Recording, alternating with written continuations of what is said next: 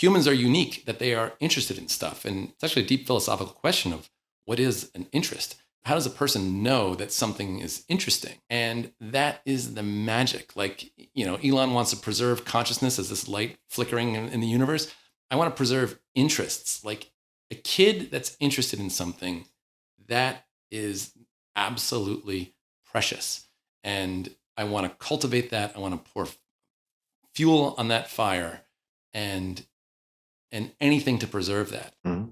And so that's where the adversary comes in. Call it what you want. I don't want to step on that or squash that. I want my kid to see me as a gateway to interests, as someone who just like can make things more interesting. Mm-hmm. Anything that I'm interested, they add to it. So if I'm interested in video games, great. My daughter's interested in YouTube, and now she's, filming and trying to make YouTube videos, and then she's got to figure out how the camera works. And then like all this stuff is there. And so I want to get her like, okay, let me get you a camera. Let me get you something to set it up. Which dolls are you using? How can I help? I'll hold the camera, right? Let's do a storyboard. Do you know what a storyboard is? Like, That's what I mean. I think taking children seriously could be, how do you preserve and augment your kids' interests? And how are you always an enabler and a supporter and a guide, and never someone who's just pouring cold water? Because, that's not right.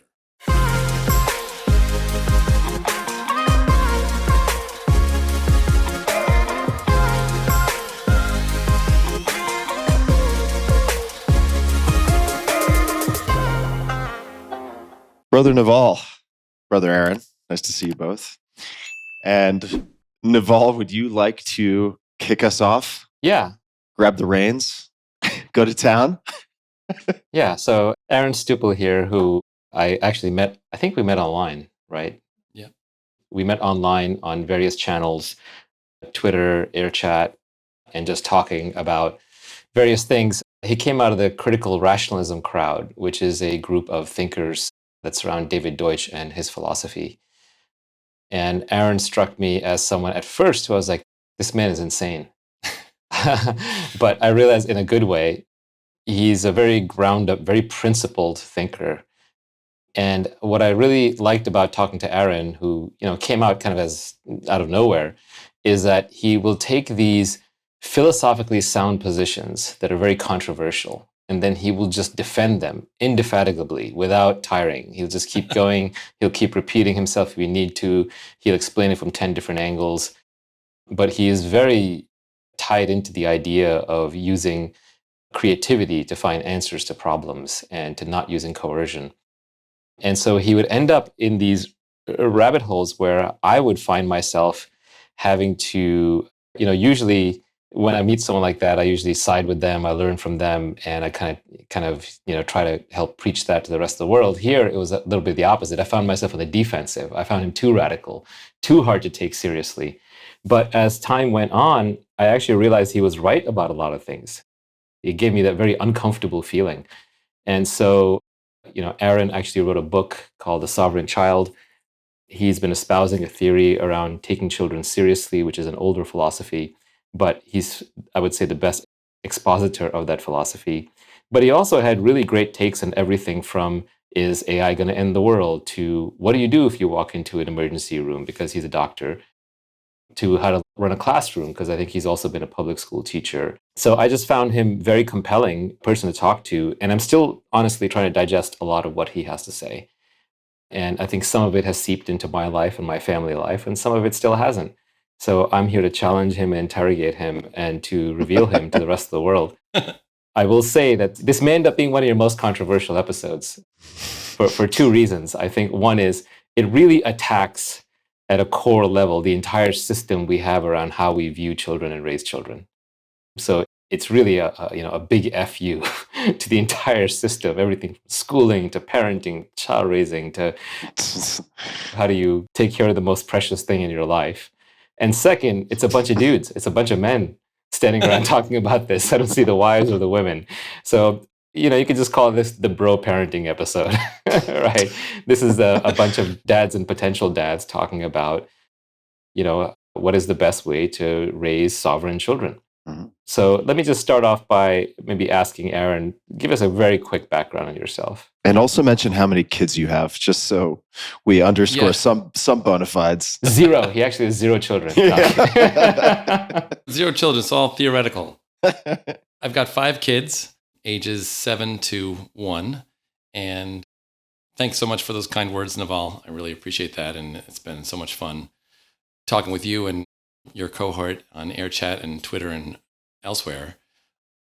I started off as a public school teacher coming out of college and got, spent 5 years doing that and was really kind of deep into the human nature and the experience of young people and formed some pretty strong ideas about human nature and children. And then converted that into medical school. And I've been a practicing physician now for the past 10 years, internal medicine. And along the way, I got into one of our mutual heroes, David Deutsch, and his take on Karl Popper's philosophy. And within that, David Deutsch and his colleague, Sarah Fitzclarridge, they both developed this theory on children and childhood called taking children seriously. And I stumbled upon this with the birth of our first child. And I thought, boy, this is pretty radical and pretty interesting. And after, reading more about it and learning more about it, I was kind of faced with, do I apply this to my own kid? Because it's very different from the typical kind of conventional view on parenting and what I had already been very comfortable with coming out of teaching. And I did, the short stories that I did, my wife and I, she is very open-minded and was open to these ideas. And we found ourselves just doing this 100%, basically. And so we've got 5 kids now. We've been doing this for 7 years. And it's remarkable. I've been into philosophy as an amateur for, since college. But this was the first time that was a really strong application of these ideas to my life. And I can't think of a more transformative, day-to-day, impactful, practical, applicable set of ideas than this set of ideas as applied to children. I will say I've incorporated maybe, call it 30 to 50% of what you're saying. I was already directionally inclined, but I've managed to incorporate some of it. And my wife and I are open to more of the rest, although it's pretty radical. So let's get into it. Great. So just as an example, the philosophy that you're talking about, the taking children serious philosophy, which you lay out in The Sovereign Child, the book, you basically say the kids have no sleep schedules. You don't control what they eat. They have unrestricted screen time. I'm not even sure I have unrestricted screen time, but your kids have unrestricted screen time. You don't force them to go to school. You don't make them do chores. You don't have rules like don't hit each other. You try not to mediate sibling conflict. You don't force them to share things. They're not forced to say thank you or obliged to say thank you or even badgered to say thank you. There's no real punishment. There's no timeouts or withholding of things. There's no making them spend time with the grandparents or the extended family. You don't force them to brush their teeth. You don't make them sit at the dinner table. That's optional. So what are we talking about here? Do you have children or do you have roommates? Feral animals. Feral animals. Exactly. So what is this all about? Where did this come from? Yeah, the typical way of looking at parenting is the question of what do you allow and what do you disallow? And almost every view on parenting is a discussion of, well, we allow this, but we don't allow that. And these are the methods that we use to enforce these limitations. And these are the justifications that we have for enforcing these limitations. And what my wife and I do, is we just step away from that question altogether and instead view problems as they arise and try to find solutions to those problems rather than appealing to rules. The way we interact with our friends and our family, the adults in our lives, we don't apply rules to people. If we're not crazy about, what we're having for dinner, we don't say, okay, this is the rule for dinner time. We instead try to come up with something that works for everybody. And so you could just start with sleep. You could start with brushing teeth or eating food. The idea is to let kids choose what is interesting or appealing to them and then deal with problems as they arise. Couldn't every parent say, well, I try to do that. I tried to convince them that broccoli is good and salmon is good and they should eat their broccoli and salmon and then they get dessert. And so I try to convince her to do that, but they don't know any better. And I always try to negotiate with them. But after a while, you sort of give up because you realize they're just going to eat chocolate until they explode. And so I have to cut that off and say, no, no Yeah. more ice cream. And you're going to eat your salmon, your broccoli, and then you can have your ice cream. And then there's a little bit of fighting and whining. And then eventually they just get used to it. So what's wrong with that? I tried to negotiate with them. So the thing that's wrong with it is that every time you force your child to do something, you inevitably set yourself up as an adversary to your kid. So if you're trying to get them to eat broccoli, you are introducing a difficulty in their life around food. And, food is something that is, crucial to a person's engagement with the world, a young person. And you want them to learn about broccoli for broccoli's sake. If broccoli is good for you, you want them to understand broccoli for its own properties. If chocolate is bad for you, right? If chocolate makes you feel bad, then you want them to understand that as mediated by themselves, not because you're introducing yourself into that thing. So you don't want them to avoid chocolate because they're afraid of dad.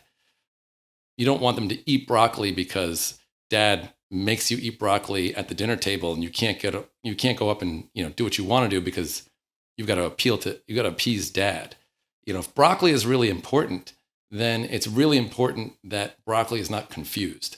If eating well is really important, then it's really important that eating is not confused by what your parents' expectations are.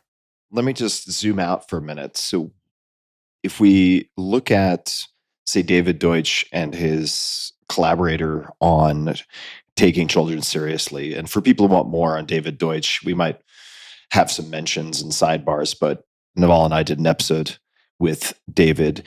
Why did they land on the tenets that they did for taking children seriously? And can we know that their approach is right? In other words, is there any way to even know that this is a good approach to parenting? That's perfect. It's about knowing, right? And there's different theories about how do we know when we know something, right? We call this epistemology, the theory of knowledge.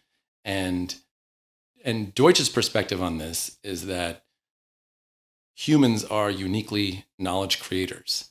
And the thing about children that's similar to adults is that they're both knowledge creators in the same way.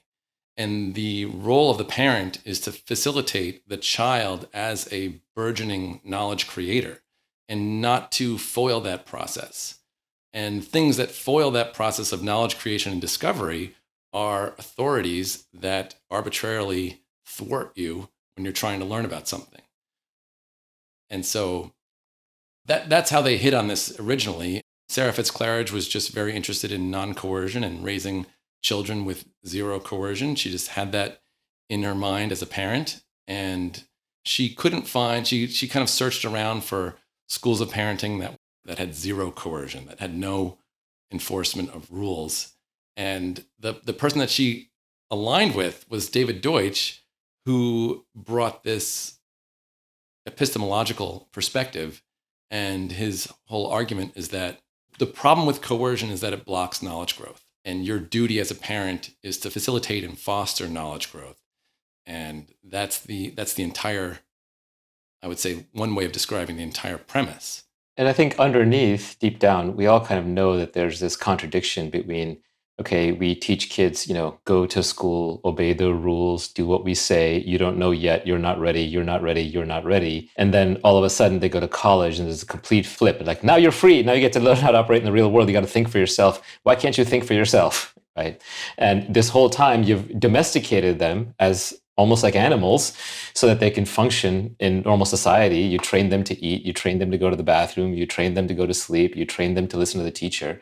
And then all of a sudden, they're supposed to be independent thinkers and creators and knowledge generators. And I think all of us have a story of how some very important parts of our life are all about undoing all the things we were taught and discovering for ourselves. And it could be learning how to learn instead of being forced to learn, learning what to learn instead of the set of subjects we were given in school. It could be finally figuring out proper diet and nutrition, which turns out to be the opposite of what we were taught. The FDA food pyramid is still upside down. It starts with grains and, get your bread and get your rice, and then it kind of goes down from there, and meat is at the bottom. So a lot of it is about undoing what we learned. And a lot of us also have the stories. I personally have the story when I first went to college. I ate the worst food you could imagine. I just ate complete garbage. I played a ton of games. It's mostly what I did. Spent most of my time in the computer lab playing video games. And I was just so, enamored with their freedom. Not that my mother was all that restrictive in the first place, but I just didn't have this abundance of food and screen time that I suddenly did in school. And I think even as an adult, we're all still dealing with social media addiction. We're all still dealing with eating more sugar than we want to. We're all still dealing with trying to figure out the proper diet. We're all still trying to be disciplined enough to exercise. We're all still, trying not to doom scroll all the time. So there's a learning process. And so the question is, when do you start that learning process? And so I think we have this distinction that kids below a certain age, they're like somewhere between, this is going to be controversial, but somewhere between animals and slaves and ignoramuses, right? They're like animals that you need to teach them basic things so it sticks. Like you teach a dog, you teach the kid what to eat, when to eat, how to eat, when to go to the bathroom. And then they're a little bit of a slave because we can order them around. We're physically larger than them, even if we're not physically overpowering them. Every missive is backed up with a threat of, or what else? Well, I'll take it away from you. Right? It's like with the government. The government says, I'm going to write you a ticket for jaywalking. What they really mean is I'll put you in jail if you jaywalk, because everything is backed up at the end of the day with the ability to throw you in jail. The same way, everything you say as a parent is backed up with the ability of force. And without that, it wouldn't exist. And then finally, we just assume that the kids are not capable of learning certain things fast enough. They have to brush their teeth. They have to not eat ice cream because it might cause irreparable damage by the time they're old enough. But I think all of these are valid concerns and they're worth tackling, right? And, we can go more into them, but I got a whole list of controversial things to go through with you. Okay, so I'm going to be the guy in the sidecar chiming in. Do we have any more than one case study of people who have applied this to children for more than 7 years? Like 20 years, 25 years? Just because I don't personally know anyone who has parented their children this way. And so I'm wondering if we have like a sample set of kids who have been raised over 15, 20 plus years using these methods and how they turned out. I'm not familiar with a set. I know some folks, but I don't want to out them individually. But I'll even attack the premise of the question. We don't have to name names. Well, I'd say this is relevant that, when we think about kids and what is a good way to parent, we think in empirical terms and in terms of outcomes and research and scientific tests and sociology and things like that. But there's a huge problem when you're trying to answer essentially a moral question, trying to answer it scientifically and from a research base or an outcomes-based basis. So a comparison would be feminism, right? The arguments for women's liberation were not outcomes-based arguments. And there were people who were saying that, if we allow women to control their own lives, then they're going to be worse off. They're going to be depressed. They're going to be, all sorts of terrible things are going to happen. And you can imagine the people who were arguing against feminism in terms of outcomes could create all sorts of arguments about, what those outcomes would be, and women arguing in favor, or people arguing in favor of feminism, in favor of women's liberation, would say, I don't care what the outcomes are. I want to control my own life. I'm a full status person, and I am morally deserving to make choices and decisions about my life. And the same goes for all, minority issues and, human liberation movements, is that they're moral arguments, they're not scientific arguments. Yeah, in fact, if you ask most people, like, hey, when you were young, do you wish your parents had controlled you more or less? I think most people's complaint would be that my parents were too controlling, right? Well, are we dealing with some survivorship bias where you're asking very smart people who have done well what they would prefer? Then maybe you're not asking people in jail the same question. Yeah. Right. Now, I want to explore the moral side of things, but I'm going to just state my maybe placeholder objection that if we frame it as a moral argument, then we take certain lines of questioning off the table. I will just say my interest in asking that question is, what does it refer to? One of you guys is going to know the Lindy effect, just like the durability of things over time. I just haven't seen much of this. So I'm curious about it. Actually, there is some Lindy evidence. There's some Lindy evidence. Firstly, keep in mind that historically, children hit puberty, age of 8, 9, 10, 11, 12, and they were adults at that point. They were out conquering nations and having children. And it's only recently that we moved it up to 18, and a lot of the struggle of teenagehood is trying to control an adult as if they're a child. And so you can already see that it happens at a certain age. Then secondly, it's not an all or nothing thing. And Aaron lays this out in his book, which is basically about where can you start, right? Mm-hmm. So for example, I'll say with my children are closer to somewhere between homeschooled and unschooled. And they wake up when they want and they sleep relatively when they want. And they do have a lot more permissiveness around eating and screen time. The amount of screen time they spend is horrific. I think one of my kids was showing me the other day, he did 8 hours of screen time that day, right? Which I think most parents would have a fit. Like one day, 8 hours screen time, that's all he did. So they already have a high level of permissiveness. And I can just say for me personally that they seem pretty well developed. They're happy, they're healthy, they're pretty intelligent, and they seem to do well relative to their peers. They seem to have less hangups than I think the average kid would, and they have a lot more freedom. But the good news is you don't have to do this all or nothing. I said all or nothing to be provocative because Aaron's a believer. He's all the way. Yeah. But you can start in one area, right? And so like, what's an example of an area where you could start, Aaron? The beauty of truth is you don't have to rely on somebody's study because, people who do studies these days, we know how corrupted they are, right? So we know there's a whole class of people who show up on Twitter and say, source, as if that's killing your argument. Like, Harvard didn't bless this. Well, Harvard wants mandatory education at Harvard, right? So I can't listen to them. They want to indoctrinate my child. So let me turn around the question on you, Naval, just for a second, because you mentioned early on you're 30 to 50% incorporated. So what did you incorporate first? I basically retreated heavily back. Okay. And what I retreated it on was, first, I'm not very authoritarian with the kids. I never have been. So if they're around me and they want to eat junk food, I just hand them the junk food and then I'll leave the room. So I'm not that responsible. Now, that's mom's problem. Yeah, exactly. So mom and other caretakers might be more restrictive, but I tend not to be, especially around food, especially when I know what a bad job I personally do with food. I'm also not that restrictive with screen time. Basically, just after 6 p.m., they get unlimited screen time. And I don't force them to go to school. They're a combination of homeschooled and unschooled. Where I would say I am restrictive is I probably interfere a lot if they're like fighting, if they're hitting at each other. I'm kind of pushy about like, let's go, let's hurry up, we're late, get in the car, that kind of thing. I definitely, the one place where I have a big bugaboo, I think they can get over eating badly as kids. Young bodies are very resilient. And it takes a lifetime to figure out how to eat well. And I think they can get over even socialization and emotional hangups and interpersonal conflict. All of that stuff has to be handled on its own, and they have to figure it out. The two places where I probably interfere a lot is one is I insist on math and reading. Like, you got to do your math and you got to do your reading. If you do your math and reading, then you're a free individual. Until then, you're a little slave and you don't get to do what you want, right? So I'm pretty tough there. And the other one is if one of them is hitting the other, then, that's to me is a boundary that you don't cross. And I tend to get emotional. I tend to interfere. So those are probably the two places where I'm most restrictive. But I would say that, our kids are closer to wild animals than, properly raised children. But I will say, I think most kids these days that I run into, most of their friends who are kind of quote unquote normally raised, I wouldn't trade places. Our family has a lot more freedom. We get along great with our kids. They're very intelligent, they're very independent, they're very capable, and they seem to me as well or better adjusted than any of their peers. Not to put their peers down, but I have noticed that all of their peers tend to have a way of getting attention from adults and violating the rules. And that could be anything from I'm having an allergic reaction to I threw up to I'm having a meltdown to whatever. And these are all attention-seeking behavior to control adults who are normally not controllable. And our kids seem to have a lot less of that.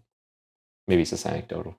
Yeah, I would say the same thing. Our kids are not wild. In fact, they do what we ask them to do.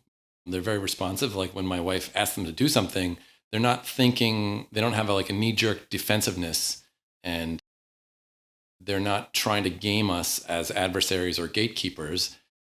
It's a very authentic interaction.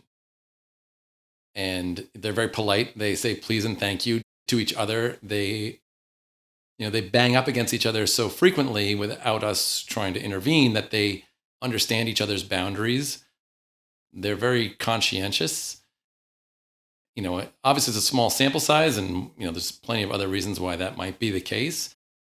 But I would say, a lot of people object to removing rules and say that that it's impossible. A kid will absolutely fall apart.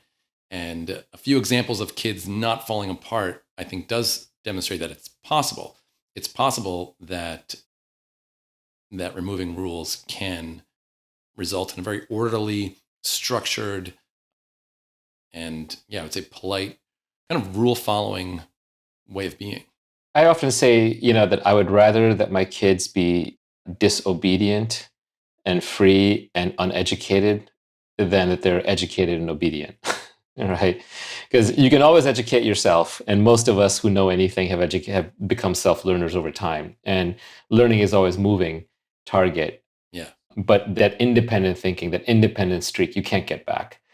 Everyone I know who is successful in life has a strong independent streak, no exceptions. Question, Aaron. You said rule following, but this is also a freedom maximizing parenting philosophy. You also mentioned that if your wife asks for something, the kids will often, for lack of a better terms, comply. So is the teaching then coming from modeling rather than rules? That's why they say please and thank you. It's not a request. It's something that you are demonstrating and therefore they're following? Or are you explaining the importance of those things and therefore they end up adopting those behaviors? How is that?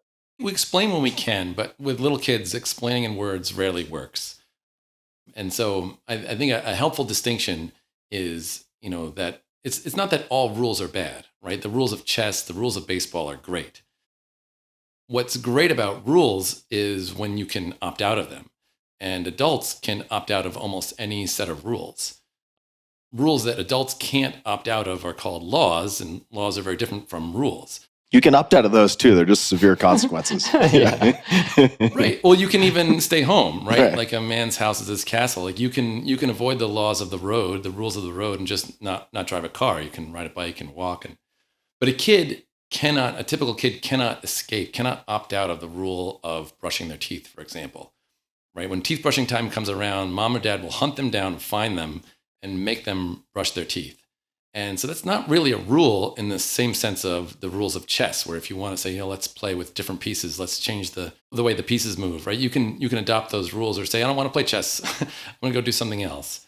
So rules are great, and actually a huge fan of rules. In fact, I'm such a fan of rules that I don't want to contaminate rules with this kind of fake or phony set of rules, which are really, they're not even laws, right? They are arbitrary, autocratic impositions on a child's life. Mm-hmm. And so forcing a kid to brush their teeth, I think, is a disaster. People usually think that, you have to force rules on kids, right? It's a necessary evil. You just have to. Nobody wants to be a hard ass, but, when push comes to shove, they just have to brush their teeth because kids don't know about cavities. A 3-year-old doesn't understand the concept. And for their own good, right? They would be upset with me later in life if they have cavities and they said, Dad, you didn't make me brush my teeth, and now I've got awful teeth. They would be rightfully, justifiably upset with me. And so what do you do in that circumstance? The typical thinking is that, well, it's a necessary evil. You just have to make them brush their teeth.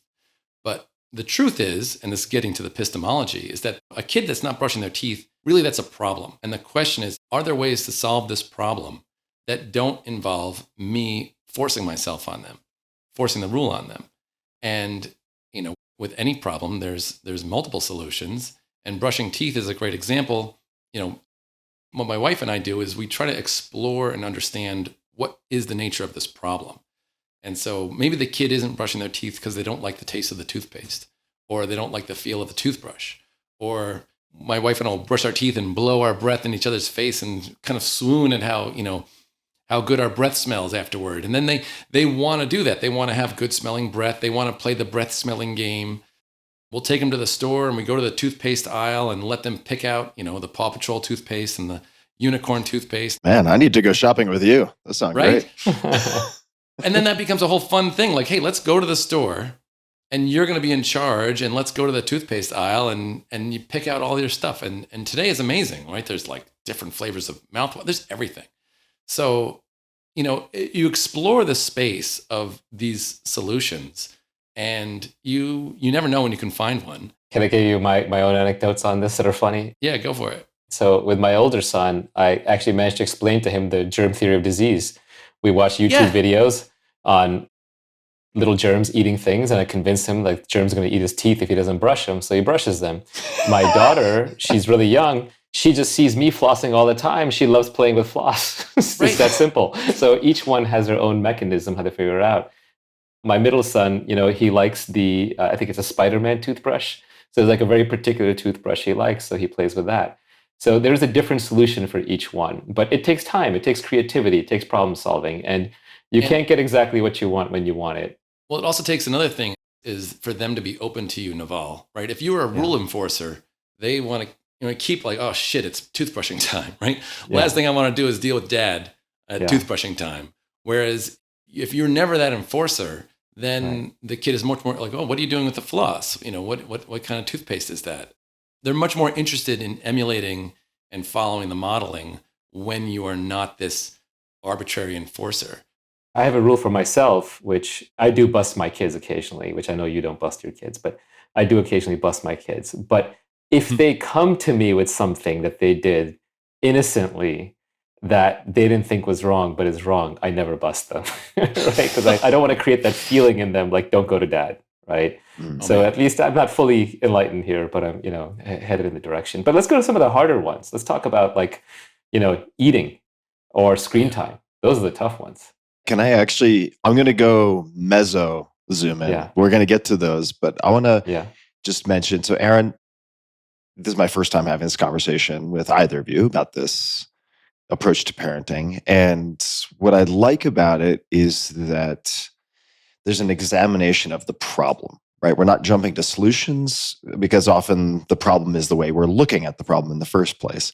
Totally. But I imagine for a lot of people listening, they're like, okay, so you have a bespoke, like Savile Row, tailored solution to every kid.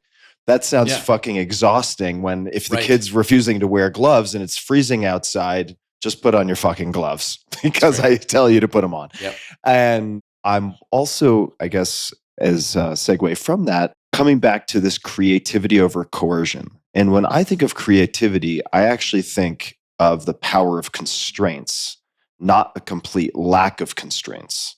Totally. That's my personal experience and the experience of a lot of people I interview. So how do you reconcile these things or think about any of those? All right, let me do the gloves first and then the constraints second. Yeah. So yes, it's a lot of work. Kid wants to go outside and doesn't want to wear their mittens, right? And you're going to be dealing with a kid melting down because their hands are cold and totally irrational seeming 3-year-old screaming, but also won't put the mittens on even when their hands are cold.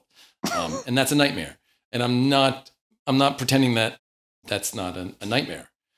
But the investment up front pays off in the long run because once a kid understands what mittens are for and has no confusion about mittens are because mom makes me put the mittens on, right? Mittens are because cold hands sucks and I'll wear my mittens. Once a kid understands that, the mitten problem is solved. And you never have to lecture them about getting ready and what they wear. And it's that over and over and over again. The first times through, it is more work. There's no question about it. Exploring the problem, trying to understand. My daughter brushes her teeth like, boom. My son, too, pretty much the 3 older kids brush their teeth just on their own. Once a problem gets solved to the kid's own understanding, it's solved for the rest of their life. It's also now part of an explanatory framework that you can build upon. Yes. Rules don't connect to each other. The only way rules connect to each other is dad or mom say so. Whereas knowledge, it's a framework of understanding. So once you understand you're brushing your teeth because of germs, then you also understand why you should shower and why you should use soap and why you should change your underwear and all those things. Why you take medicine, why you cover your mouth when you cough. Exactly. It all builds. Right. They all go together. And so the sooner you can teach your kids that knowledge, the better. But there's an age. I would argue with Aaron, like there's a certain age at which it just doesn't register. No, because the other part of it is that you are the guide, right? Dad is someone who helps me, right? Dad is never someone who busts my balls. Dad is never an adversary. Dad is always a guide and a participant in this knowledge accumulation process. And he helps give me the knowledge that helps me solve my problems and avoid, getting sick or avoid getting a sunburn or bug bites or whatever it is. It not only builds on itself, the knowledge itself, but the relationship with your parents gets stronger. And that's why I'm saying, when we ask our kids to do something, they trust us. They know that we have their best interests at heart, not simply because we tell them, but because they see it and experience it. So you have a trusted guide who you kind of understand that we're all in this project together of like figuring out life and avoiding suffering and pursuing interests and pursuing joy and developing passions. There was an old book called The Scientist in the Crib. The title is so good that I think the book is very popular because everyone wants to view their child as a little scientist, even though they treat them like the convict in the crib, right? Like you can do exactly what I say when I tell you to. But I think there's a struggle. People say, well, I don't want to be my kid's best friend. They have friends. I have to be a parent.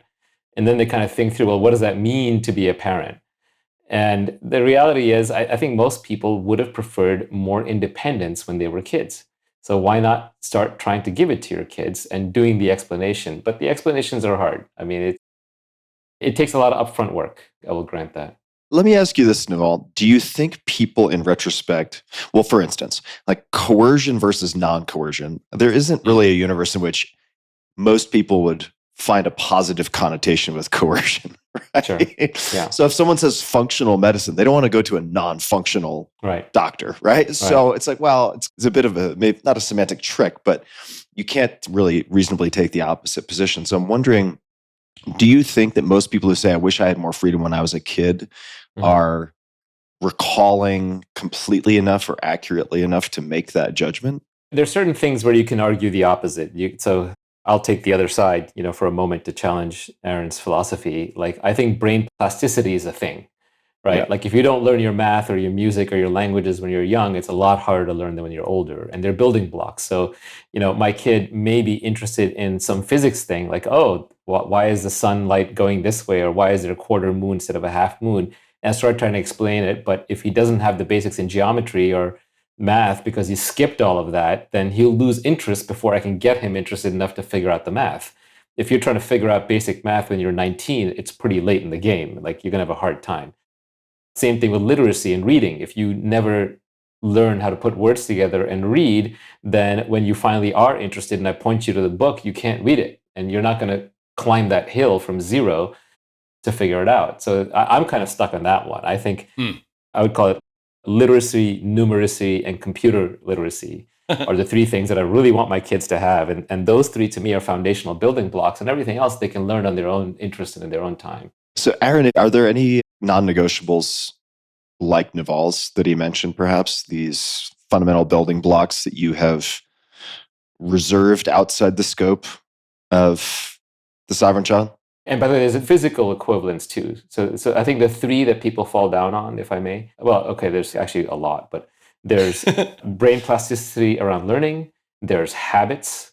Habits are a big thing. There's social cues around not hitting people or getting to fights and knowing how to socialize. There's body plasticity. I ate poorly when I was a kid, so therefore those bad habits follow me forever, and my body remembers all the damage that I did to it. There's something about like the number of fat cells, it never goes down, the size can go down. I don't know how true that is. So there's kind of all these things that are viewed as irreversible. And it gets all the way to the most extreme of the kid runs in the street and gets hit by a car because you were too permissive as a parent. Yeah. Right. So there's a litany of fears. But I think there is a specific thing around these things that you have to learn when you're young because you can't change when you're older, or you can't learn them when you're older. So a bunch of points of this. First, let's say that's true, right? There's these non-negotiable things. It still raises the question of how. How do you get your kids to learn these things, right? If math is essential, you could put a gun to your kid's head and say, you're learning math, right? Right. And so we could recognize that would be a bad idea. Yeah. Wait, I gotta try it. No, never mind. Oh, I never thought of that. Creative problem solving. Here it is. Bro problem solving. Jordan Peterson has a popular thing where he's saying that you don't let your kid behave in a way that makes you not like them. And like, boy, that really sounds important, but how do you make the kid do that? And that is the problem, is that there is no way to make a kid turn out in any particular way. Every method of making a kid do something brings in a whole host of costs, right? Every time you're bringing in coercion, you're not making a kid necessarily do something. what you're doing is you are raising the costs of them doing something else, right? If you want them to learn math, you have to raise the costs of them playing video games or playing baseball or doing whatever else it is. And so is there a way for them to learn math that doesn't involve you raising the costs of them doing something else, right? And the answer is yes. There's infinite number of ways to solve any problem. There's ways of making math fun. There's ways of just making it fun, making games, and you can go through all the different apps and you hear about all this kind of stuff, right? In that sense, this philosophy, by the way, is a very active parenting. So to the people who think this might just be neglect, it's the opposite. I would say it requires way more time investment, way more creativity, way more upfront. In one way, yeah. Managing kids with a lot of rules is a ton of work. This is a lot of work, but also when it works, it opens up a huge amount of free time. That does seem like, and feel free to refute this, but a parenting approach that is perhaps limited to the educated elite with enough time to operate from first principles and approach things this way, which is not to negate the value of it, because I think that there are probably bits and pieces that people can apply. So there are versions of this that have been done in schools, by the way. There's a very famous book called Summerhill about a school in the UK. I forget when, maybe it's still around, but it got famous a long time ago. But it was very permissive schooling where the kids ran the school. They decided if they wanted to go to class or not. The teachers were just at the same peer level as the kids and were resources for the kids. Now, these were slightly older kids, but not that much older. I think there were kids in Summerhill who were like 6, 7, 8 years old. And it was very, very permissive. It's almost the school equivalent of taking children seriously or sovereign child kind of philosophies. So it has been done in even a caregiver context. What happened? Supposedly incredibly successful. Piggy didn't get killed with a big rock off the cliff? I'm just kidding. It's for the same reason that, anything that goes against the institutions doesn't get absorbed by the institutions, right? Yeah, sure. Anything that is status lowering for the people in power tends not to get adopted by people in power. That's a common thing. But look, nothing can work for everybody. I think there are some general principles out of here that are worth thinking through and challenging. Like I said, I've gone through Aaron's arguments in his book, and I have adopted some of them. And my wife and I were talking about how we're going to try some more of them. Because if it works, it's actually better for everybody. I am now much more keenly aware of some things. It's like some things you learn about and then you become more keenly aware of things as a result. So I'm much more keenly aware how almost every conflict with a child is about a negotiation. They're negotiating for something because you have a rule. And then you're playing little king or dictator and arbitrarily renegotiating the rule on the fly. And then they go off and to the other parent, they try to renegotiate the rule if they don't like your result, or they try to figure out how to work around it. And when you start noticing that and you realize how much of your life is in negotiating rules and creating rules and routing around rules and how many interactions around that, you start developing a distaste for it, right? It's like if you didn't used to brush your teeth and floss like twice or 3 times a day, when you get used to that feeling of clean teeth, then you'll notice when there's a film on your teeth. But until you get to that point, you don't notice there's a film on your teeth, right? So, or like if you're aware of your monkey mind, right? You meditate, then you start noticing like, oh, my thoughts are running away. But before you started meditating, you never noticed when your thoughts are running away. That's just normal. So now when you're aware of how much of this is about creating rules for them to follow, rules that, by the way, you would never inflict on anybody else, ever, out of love, out of hate, out of anything. And that's a good litmus test that Aaron lays out, which is like, if you wouldn't do it to your spouse, if you wouldn't speak that way to your spouse, don't speak that way to your child. So you become more aware. And as you become more aware, you will automatically make changes, is my point. Like you automatically say, you know what? I don't want to be negotiating a rule with you. Here's the thing. Here's the reason I'm telling you to do it. Take it or leave it, man. But here's the reason. Let's just make sure you understand my reasoning. And if you don't agree, fine. Do what you want. But I do find there's certain contexts and ages that works better at. So the reason I wanted to have this conversation also is because I've said this before. I think it was from the documentary Objectified, which is about industrial design. And it was maybe smart design, could have been frog design, but they said the designing for the extremes informs the mean, but not vice versa, right? So I like that you, Aaron, are effectively an edge case, right? Who's implemented this to the nth degree. And the hope of having you on the show, especially with Naval, is that people can take even one or two things. For instance, if they just take don't speak to your child in a way you wouldn't speak to your spouse, like that is a valuable principle that could take a million different forms, right? Or like if you're solving lots of similar problems, maybe there's a meta problem you can solve once, right? Like the bacteria theory of disease or something, or the germ theory of disease, for instance. I assume you're probably in touch with other people in the, not just the critical rationalism community, but in the sovereign child and taking children seriously communities. What are some of the common wins, meaning things that work better than folks may have expected, and then things that are particularly challenging for folks that you see, not necessarily across the board, but as a pattern? The hardest thing is sibling conflict. I think that's the hardest thing, because I can't let my 6-year-old beat up my 4-year-old. Yep. Right. And there's a wide range of aggression between, a harsh word and, physically pounding someone's face in. You can block the physical blows, but there's still a lot of harshness going back and forth. It's very unpleasant. It's very disruptive to everybody else. And just kind of sit back and say, well, I don't want to coerce anybody is not a good option. When I'm interacting one-on-one with my kids, I can think up solutions and creative solutions and stuff.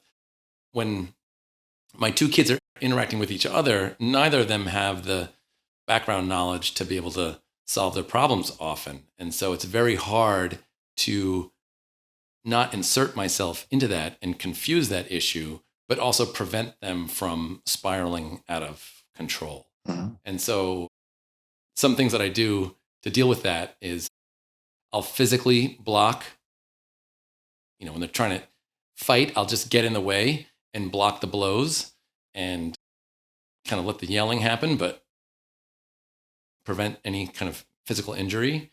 And another big tip is to always give a kid a place to opt out. And this kind of goes across the board. If any of our kids want to get away from things, they can go to their room and close the door and just be alone. And, this is almost a sacred right for adults, but kids routinely have zero privacy.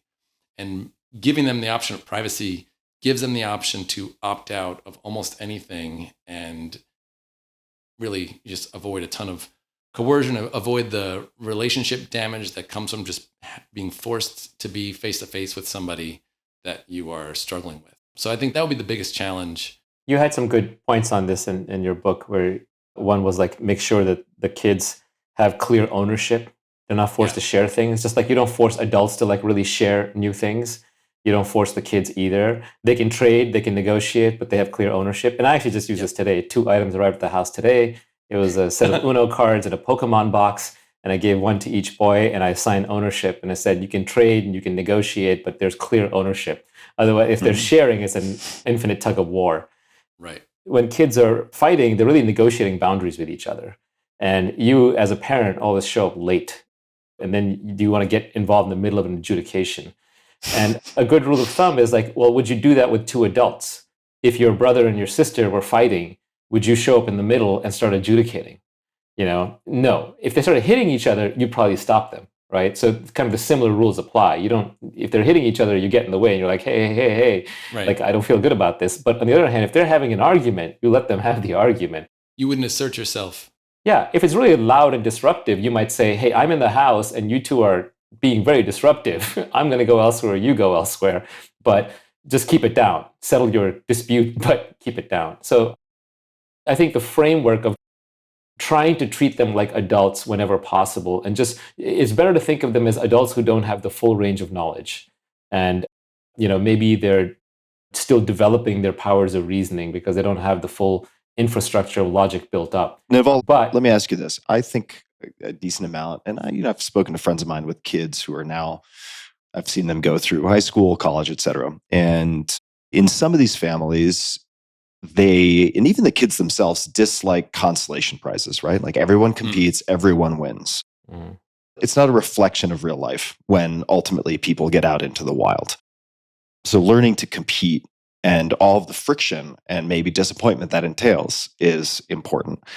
And I suppose I'm wondering if you're training your kids to question everything and come to their own conclusions, perhaps, and sure, understand the root kind of reasoning around things.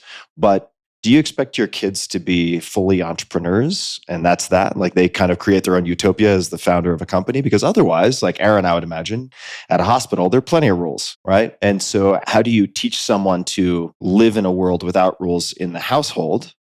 Maybe I'm mischaracterizing that. You could tell me. And then enter a world where there are lots of rules. You know how much of a rule breaker I am and how antisocial I am. So I'm fully fine with my kids not having friends, not getting along, not being liked, not fitting in. I think that's a superpower. It's a bonus. Aaron, we'll come to you. So perfect, right? I think rules of courtesy are a great example, right? Like being able to interact with people courteously, with conscientiously, being polite. And there's kind of two approaches to that. You can force your kids to be polite all the time, in which case they never really understand why, right? They don't understand graciousness and gratitude. They don't understand the subtleties of those things. And so they're kind of ham-fisted when they're out in the world.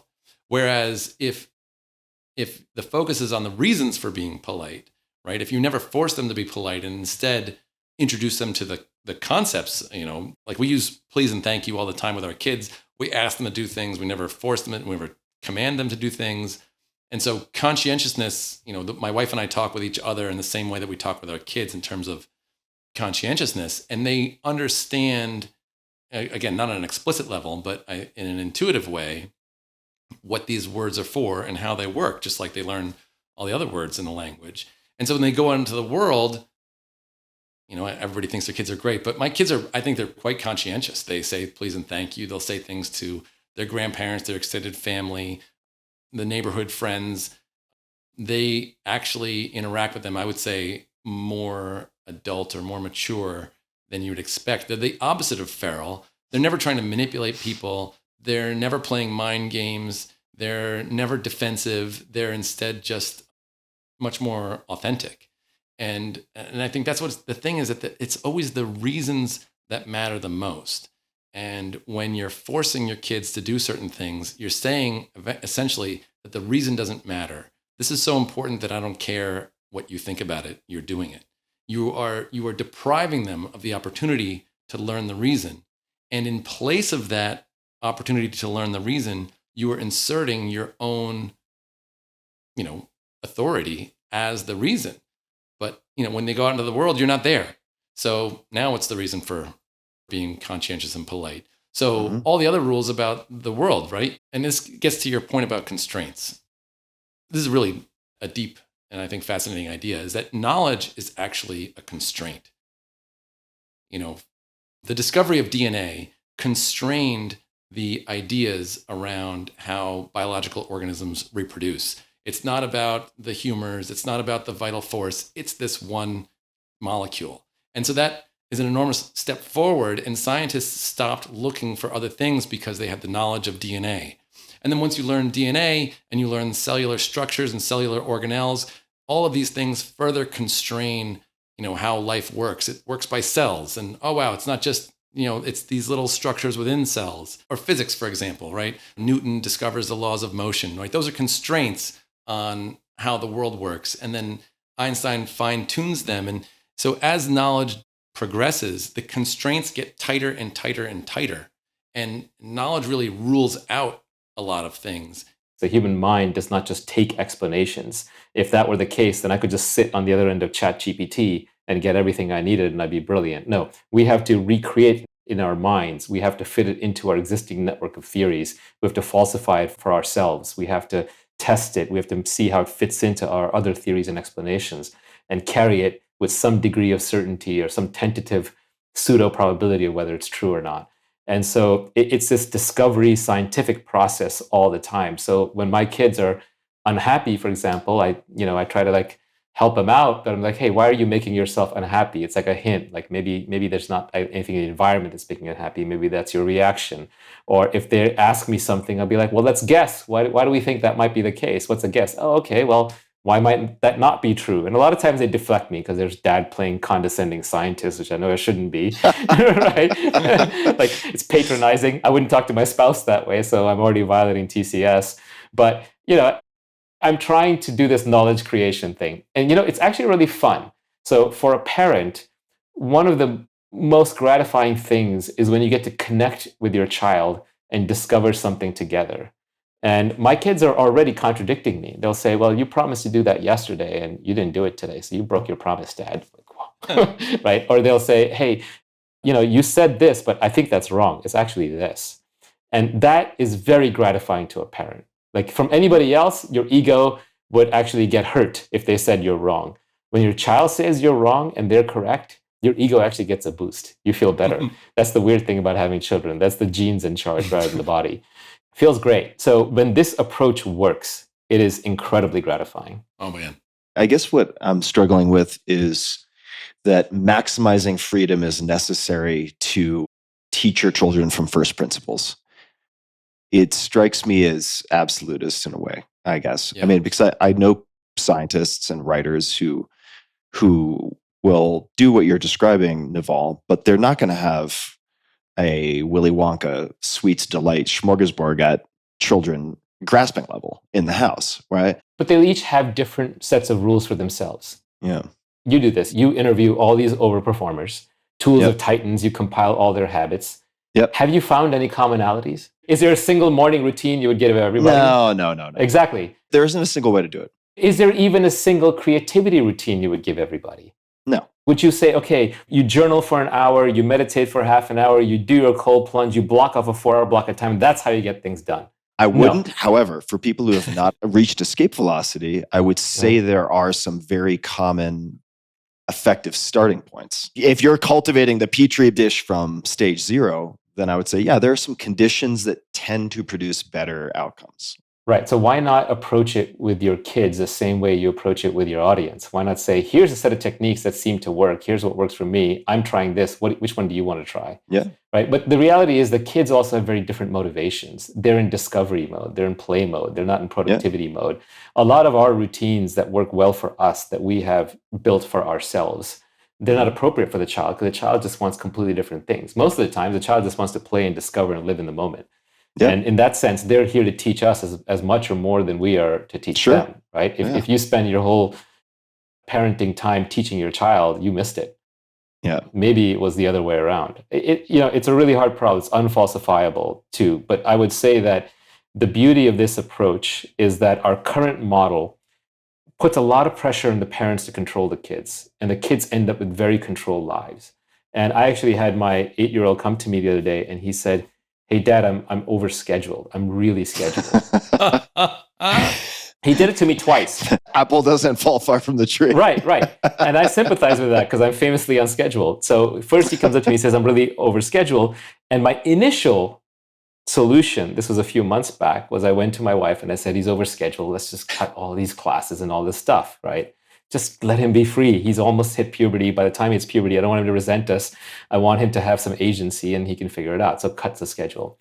So now he came to me again a few days ago and he said, I'm overscheduled. So now channeling my inner Aaron, I just said, figure it out. You solve it. Right. And what happened? I don't know. Next level agency. Maybe he'll come to me now and he'll say, okay, I tried to solve it and this worked and this didn't. Do you have any ideas? Dad, I rescheduled all my commitments in your calendar. Yeah, exactly. All right. So Aaron, I appreciate you putting up with all the cross-examining. No, it's great. It's because I'm interested. Oh, please. And I appreciate that you are experimenting with all this stuff. That's why I'm here. I want to do a thought experiment, which is let's flash forward 10 or 15 years. Your kids are much older. And you look back and you say, I think if I were to do it again, maybe I would do A, B, or C differently. Like if you had to pick some subset of what you're doing as part of this parenting approach, if something were to not turn out as well as perhaps the conventional, let's just call it, approach, what might those things be? Oh, gosh. I mean, my kids spend an enormous amount of time on YouTube. And so I guess I would look at the things that are the biggest outliers compared to typical kids. And the biggest outliers are YouTube. Sleep isn't even an outlier. I think they sleep probably the same as other kids. The other big outlier is how much sugary junk food snacks they eat. And the last one is some of their social dynamic is very different. Those would be the things I would guess would be the things that didn't turn out well. I want to honor the sense of your question and really explore this a bit. What would I want to have done differently? I guess I would want to have been more conventional, but it wouldn't even be setting the limits, because I really am happy with the trusting, open relationship I have with my kids. And so I don't think that's worth the price. I wouldn't burn the capital of the trust I have with my kids for almost any outcome. It would have to be pretty dire for me to say it'd be worth sacrificing some amount of trust with my kids. A quick example is sunscreen. When my daughter was 3, she didn't want to put the sunscreen on, and it's like a really sunny day, and we're going to be outside in the sun all day. And the thought crossed my mind that I just have to force this issue because I can't allow her to damage her skin or, develop a skin condition later on. But I, took a pause and figured out a way for her to wear the sunscreen non-coercively. Actually, I explained she was putting bug spray on at the time. And I asked her why she was applying the bug spray. And she said, well, I don't want to get bug bites. And I said, oh, well, I said, do you know what the sunscreen is for? And I said, it's to avoid getting burns. And she took the sunscreen out of my hand and applied it herself. And the thought was that even if she didn't do that, I would rather her get a sunburn that day and preserve the trust, this trusting relationship that gives me an opportunity tomorrow to explain to her or connect with her in a way of why the sunscreen is worth it. In other words, I think there's an amount of capital that you want to treasure and preserve as much as possible. And that's one way of looking at it. The other thing of looking back and having regrets is that there are different ways to solve it. I would say, let's say the eating thing, right? I guess one thing I wish I would do now is spend more time. I hate cooking. I cannot stand it. But I wish I spent more time learning how to cook and learning how to prepare foods that are not junk foods, and exploring with my kids more of the range of available foods out there and finding something that is, fits more the norms of healthy food, although I have my criticisms of what that means. But there are other things, and some of my kids have a very narrow range of what they eat. So that's how I would approach these regrets, is that I wish I spent some more time exploring the space of potential solutions. Not saying, boy, I should have just laid down the law in that area. I really do reject that, because I just do not want to insert myself as an adversary. It's not just my relationship, but it's the confusion that it causes about the issue, right? If eating is important, then I don't want to confuse them about food. If socialization is important, then I don't want to confuse them about how to deal with others. If what you pay attention to is important in terms of screens and whatnot, I don't want to make, a kid's attention about my expectations or something else. Another way to think about it is, for most people who are listening to this, their kids are going to school. And in school, they're in a rule-bound authoritarian environment. So are none of your kids going to school? Correct. I wouldn't say our kids are homeschooled. They're closer to unschooled. Okay, define what that means for folks.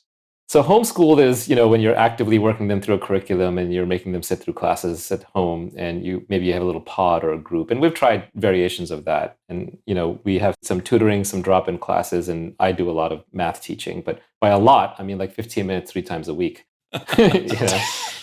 Wow, I'm impressed, Naval. Fucking up your schedule. Well, it's not a schedule. It's just arbitrary. But I would say that, they're actually doing pretty well on the things that I care about, which is basic literacy, basic numeracy. Not perfect. I wish they were better, but there's a lot of screen time involved, a lot of YouTube involved. But yeah, they don't go to school. And by the way, the stats on homeschool are amazing. Like, people who actively actually homeschool, their kids are 1 to 2 years ahead of even private school. Private school kids are ahead of public school. But the wild stats are unschooled. There are kids who are literally never go to school or never educated at home. And there are cases of when these kids kind of show up, and they're usually only 1 year behind public schooling. I think that's an indictment of public schooling. Now, is that an indictment of public schooling, or is that an endorsement of really, really, really overachieving parents who happen to be able to choose unschooling? So there's always confounding factors. But the interesting thing is, these kids who are unschooled, when they decide they want to go to college for whatever reason, Yeah. it takes them 1 year to catch up. So Sure. instead of the whole K through 12, it takes them 1 year to catch up. That's insane, right? You can Yeah. skip all of K-12 and catch up in 1 year. And if you go back to how much you remember from K-12, what was important, it can be compressed down a lot. There's a lot of wasted time. Anyway, my original point was that your kids are already being subject to an authoritarian environment most of the time, most of the day, right? Most of the days of the week, most of the time. So if you loosen up a little bit at home, you can practice and take a little bit of pressure off. And you shouldn't have to worry that your kids are, they're running around too rule-free. And I'm not blaming the school system because it's the nature of crowd control. And you used to be a public school teacher, Aaron. You got to crowd control 15, 30 unruly kids, and they're just running around. You have to go lowest common denominator. You have to issue rules. It's like a stewardess trying to control a plane flight, that's been going on too long, or a plane that's been stuck in the runway. They tell you to put on your seatbelt, not because you're in danger, it's because they're doing crowd control. So a lot of school is just crowd control. All right, so questions for you, Aaron. I'm going to come back to the junk food, but since we're talking about school and the lack of school, let's just say structured external school. Look, I talk to sort of overachievers for a living. Right. A lot of them do homeschooling or unschooling. Not saying your kids, but some of their kids are arrogant, precocious assholes and very unsocialized. Right. How do you spot check that your kids are going to be able to function in society? And just to preemptively catch this, Naval, that does not mean rule following sheep who just obey. I hear arrogant, precocious asshole, and I view that as a compliment. Your ears prick up. Yeah, but Naval, also you've built companies. You need to interact with folks. You need to hire folks. You need to blah, blah, blah, blah, blah, right? Yeah. So I'm just wondering, Aaron, like how you are thinking about, or even within this community of people who are taking children seriously and trying to put the principles of the sovereign child into practice. How do you suggest people think about this? How do you think about it? The quickest answer is I had 5 kids.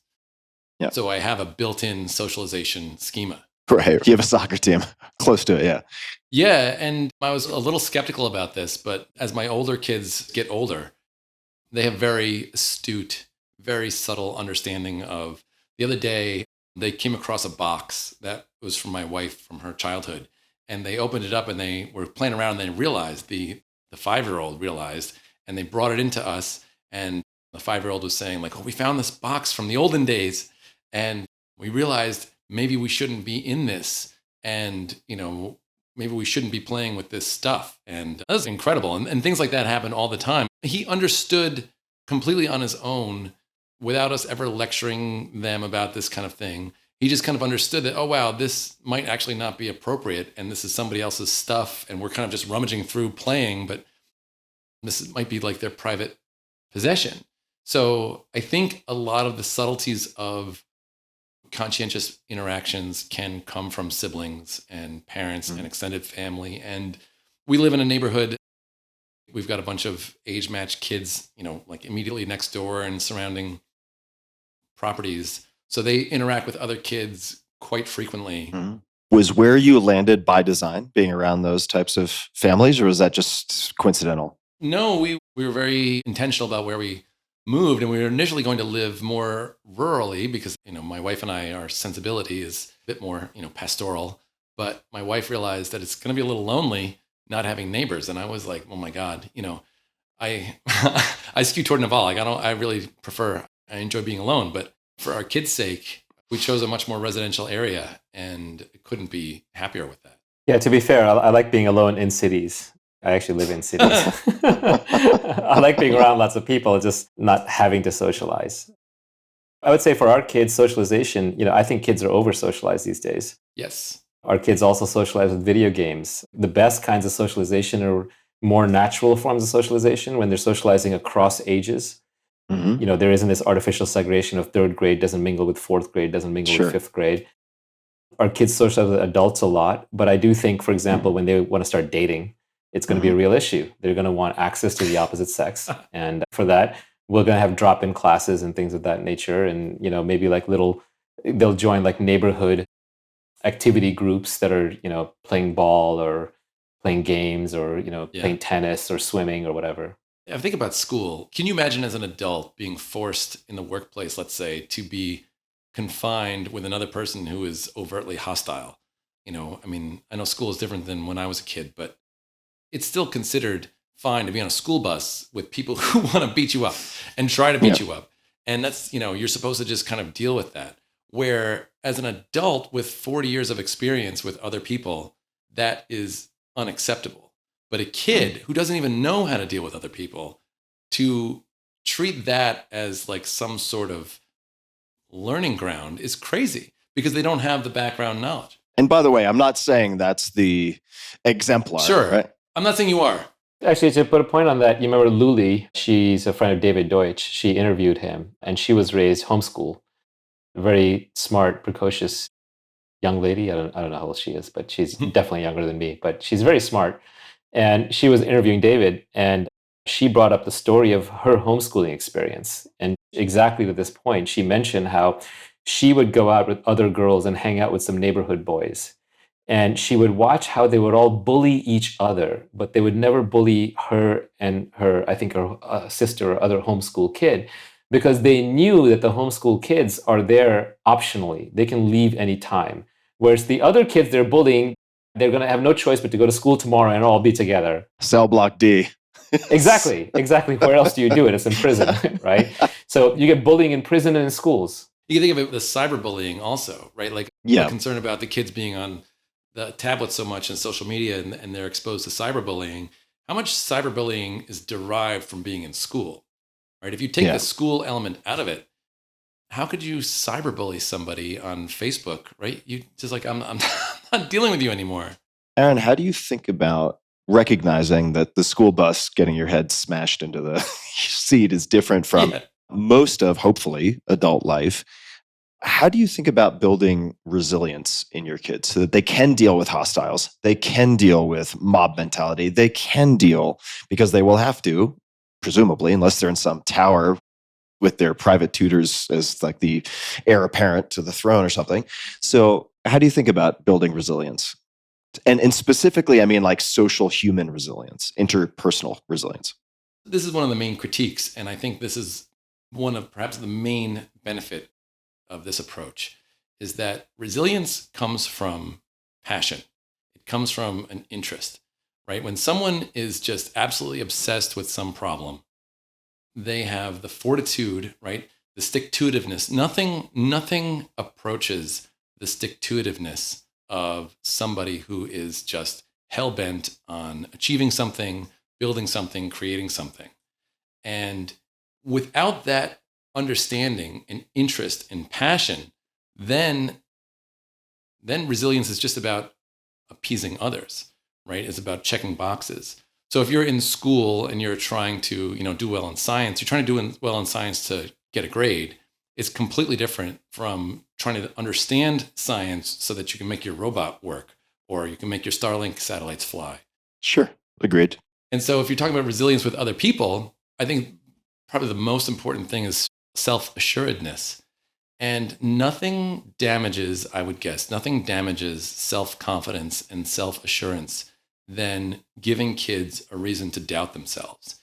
And that is one of the 4 pernicious harms of rules, is that a kid learns, lollipops, I'm tempted by lollipops. My inner nature wants lollipops. Something about me is bad because I want this forbidden thing. I want to use YouTube and that's bad, right? It's 8 hours. It's too much. Kids that want to use YouTube for more than an hour are bad. They're addicted.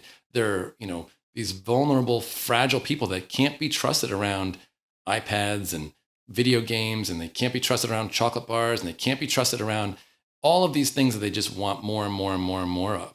And so it tells a kid that their inner nature, their wants and desires are dangerous, and that they need someone policing that, right? And when you're a kid, you need your parent to police it, right? You need your parent to take the ice cream away. Otherwise, you're just going to eat ice cream all day long. You need your parent to take your tablet away. And ultimately, the conventional view is that the policing from the parent shifts over to being policing of yourself. You're self-conscious, you're self-aware, you're doubting yourself all the time. And now you are, I think, fragile when you step out into the wider world, because you are worried about your appearance, You're worried about what other people are thinking about you. Whereas if you instead are confident in yourself, you're not afraid of your inner nature, you're not afraid that you're going to get yourself in trouble. You don't think that your own interests are frivolous and disposable. You don't think that you're distracted, right? Oh my gosh, I'm going to spend all day on Twitter. I'm prone to being addicted to X. If you don't see yourself as that, then you have a much more authentic engagement with things, and you're not worried about what other people think, and you're not trying to present some alternate persona to other people. I think that's how so many of us get into trouble, is that we live our lives via a persona with others. Mm-hmm. And I think rules give kids a reason to present a false persona to their parents, right? Like every great kid movie is like the kids are, doing their thing and the parents are saying, and the kids are kind of appeasing the parents like, oh, no, we're doing our homework, we're doing this. And then really like as soon as they turn their back, we're going to go and off and do the fun thing, right? And it's a given that kids lead these dual lives and they present a false persona to their parents. That's like an accepted thing. Yeah. But I think it's a disaster for their own self-confidence. I think it's a disaster for the parents because kids are entering into this kind of dark contraband world where they're keeping their parents in the dark. And that's when they're interested in sex and drugs and all this dangerous stuff. And that in fact, rules drive kids to hide things from their parents, hide things from themselves, and make them, again, I would say vulnerable and self-conscious. I agree with that last statement. I want to come back to junk food as promised, just because I'm imagining putting myself in my 5-year-old shoes. And I'm just like, man, I used to go to the penny candy store and walk in, and it was just this cornucopia of delights. But if Naval's description is accurate, that there's plenty of junk food and it's deliberately engineered to be easy access for the kids, I want to understand the reasoning behind this. Is this because the underlying belief is that if you do the opposite, you are training kids to have an unhealthy relationship with food? Absolutely. I guess, what is the rationale behind it? And what is the evidence for that rationale? Yeah, the rationale is, number one, I'm a gatekeeper, right? I don't want to be a gatekeeper. There's harms of being a gatekeeper and all the false persona and all that kind of stuff. I don't want my kids trying to get around me, sneak food. I don't want to be the obstacle. That'd be just number one. Mm-hmm. Number two, I don't eat lollipops. I have like a lollipop occasionally, and I'll have one. And the reason why is because your tongue gets raw. It starts to taste gross after a while. And I don't eat a whole bag of lollipops because a whole bag of lollipops is not a pleasant experience. And so I want my kids to learn that same exact thing. This is a couple years ago, but it was really funny. I had a bag of lollipops for whatever reason, and I was handing them out one at a time. And then I just, the kids, I don't know, it's dumb that they have to ask me for a lollipop. So I just dumped them all on the floor. There's a pile of lollipops. And the 3-year-old was pulling off the wrapper and licking them and I got a bowl for her because I don't want sticky lollipop all over the floor. So I got her a bowl. She was just trying each flavor. And she had 20 licked lollipops in a bowl. And then she got bored of it. Yeah. And then she went off and I kept the bowl. I just left it there and it was there for days. What she had done was discover what I already know. What I discovered is that lollipops are gross after a while.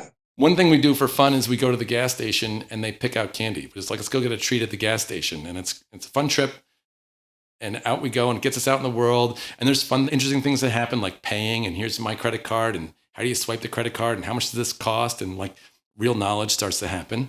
But they'll buy a bag of Swedish fish. Yeah. And I'm like, great. We could be spending money on a museum or something. We're going to spend money on Swedish fish today, right? In the scheme of things, it's not all that expensive. And they'll have a whole bag, and they'll start eating them right in the car. And by the time they get home, every single time, they've eaten 5 Swedish fish. And then the bag just sits there. And I leave the bag there. It's not like I hide it now. I'll just leave it out in the open and it'll just get neglected for days. And eventually I throw it out because it just gets stale and gross. Let's say at the gas station, your kid is like, I want a 5-hour energy. And then the other one's like, I want a Corona. What do you do? So great. Well, the Corona's easy because it tastes gross. So I'd let them try the Corona. Totally. Okay. All right. The 5-hour energy is a problem. So my kid likes Diet Coke. They haven't had an interest in 5-hour energy. If it was early in the day, I'd totally let them drink the 5-hour energy. But if it's late at night, I might let them try it. I would definitely let them try it and see how much they drank. Mm-hmm. And I would be very interested in what they like about the 5-hour energy. In other words, maybe they would like the color of the bottle because they don't know what it is. So the question would be, what interests you about this? How can I better understand what has attracted you? So if my kid wanted a Corona, I'd be very interested in how the hell they got interested in a Corona, right? Yeah. That opens it up right there. You don't want to distance yourself from their interest in a Corona, right? If my kid's interested in heroin, I really, really want to know exactly how they came up. Right. But you can understand why they're interested without saying, sure, you can try some heroin. Let's see how much you use. Right. Yeah, there's a lot of ways to deal with it, but some of them are better than others. So what I would want them to do is not feel bad about themselves for being interested in this thing. I don't want them to think that their interests are dangerous. And what I really want to do is find out how I can supply them with what they're trying to get in a way that is safe and doesn't make me freak out. So for example, Diet Coke. My son loves Diet Coke. Which son? How old is he? Well, he's 5 now, but he's been into Diet Coke since he was 2. And they all drink soda, but he loves black soda. And we just make sure there's plenty of caffeine-free Diet Coke. I feel like this is the clip that's going to go viral on Twitter. Yeah. My 2-year-old's drinking Diet Coke. That one does blow people's minds. It's the thumbnail. That kid with big... Your book is going to be pulled off the shelves. But I would say on a food basis, I think my kids probably eat, like they have unfettered access to ice cream. They don't eat ice cream every day. Yeah. If they do eat ice cream, they don't gorge on ice cream. They eat ice cream. And how much ice cream can you eat at a time? You know, you do get sick of it after a little while. Yeah. A little kid, they'll go days without ice cream. There's a stack of chocolate bars. They haven't eaten a chocolate bar in a good while.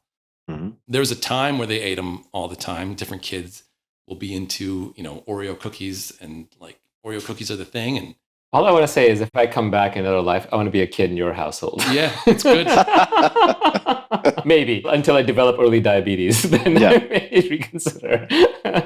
So, Aaron, let me ask you, and this is open to you as well, Naval, but I'll ask Aaron first. So, I'm very sensitive to language. I think language is really powerful, right? The labels we use, I think in both ways we're aware of and in many ways we're perhaps not explicitly aware of, can influence our beliefs and how we basically shape this reality we experience, right? So the coercion versus non-coercion, like, is a very strong delineation in the favor of non-coercion, right? Just by setting that up as sort of a mutually exclusive binary choice.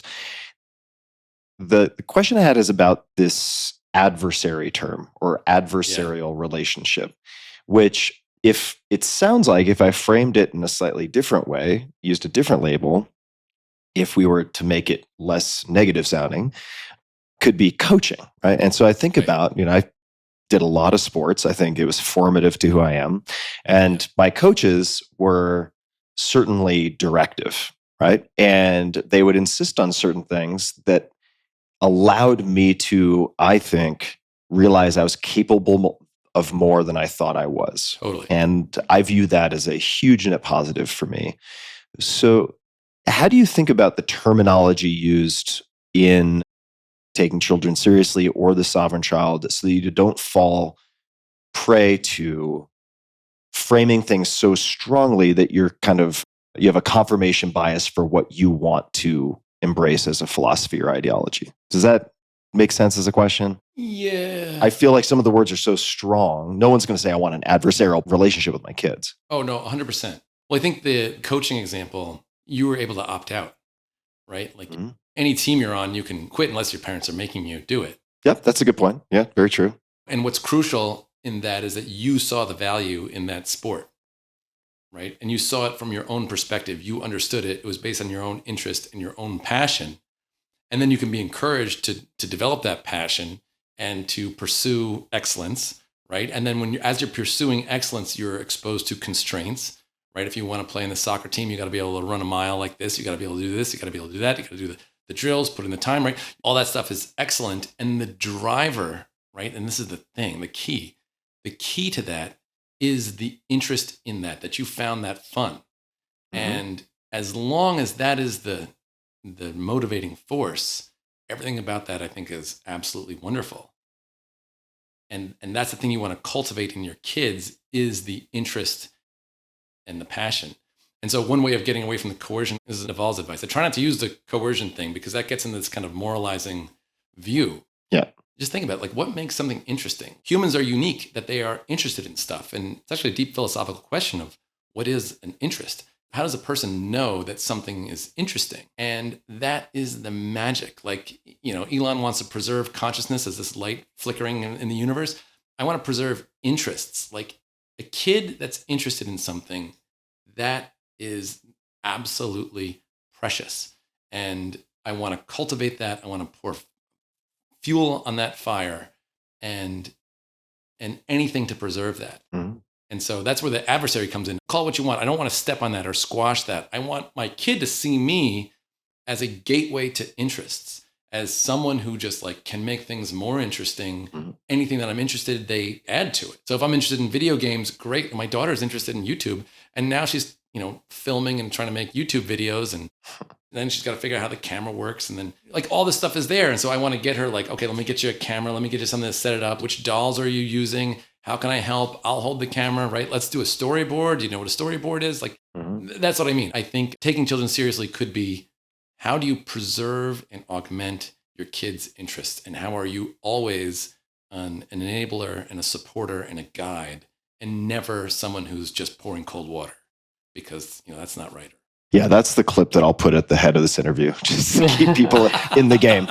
Yeah. That one was very affecting. It changed me, what you just said, because I have always viewed my own life as a series of obsessions. And usually I'll idle for a little bit, then I'll fall in love with something else and I'll just get obsessed over it. And it could be election or the politics or the news one day. It could be photography the next. It could be AI. It could be crypto. It could be coding. Right. There was a VR, AR time period. There was a gaming time period. But there's just obsession after obsession after obsession. And there are also obsessions around working out, or around food, or around this particular kind of diet, or around dating, or what have you. And I think it's not unique to me. I think everyone, when I look at them, there's usually one or two or three things that they're obsessed about, or they're gearing up for the next one. Yep. And fostering that without being didactic about it, I think is really important. Enabling it or allowing it to happen. And even pushing it doesn't work, right? You tell your kid to be interested in something, they're not gonna be interested in it. Just like if I came to Tim and I'm like, Tim, you gotta like get obsessed over this thing. It's not gonna work. Right. You're not gonna get obsessed over something. The most you can do is offer options. I might try it. If you started busting my balls about it, then I wouldn't. Because you respect Naval. Naval's a person who has great ideas, who gets interested in interesting things. He is pro fun. And so you're like, oh, I'm open to his suggestions. I'm not open to my social studies teacher's suggestions. Yeah. You want to be, as a parent, the kind of person that your kid is saying like, oh boy, if you're interested in it, it's probably pretty cool. I wonder what's going on. Mm-hmm. How do you, Aaron, I mean, you have 5 kids, so maybe there's something in that number that lends itself to what I'm going to ask, but physical education, sports, teamwork.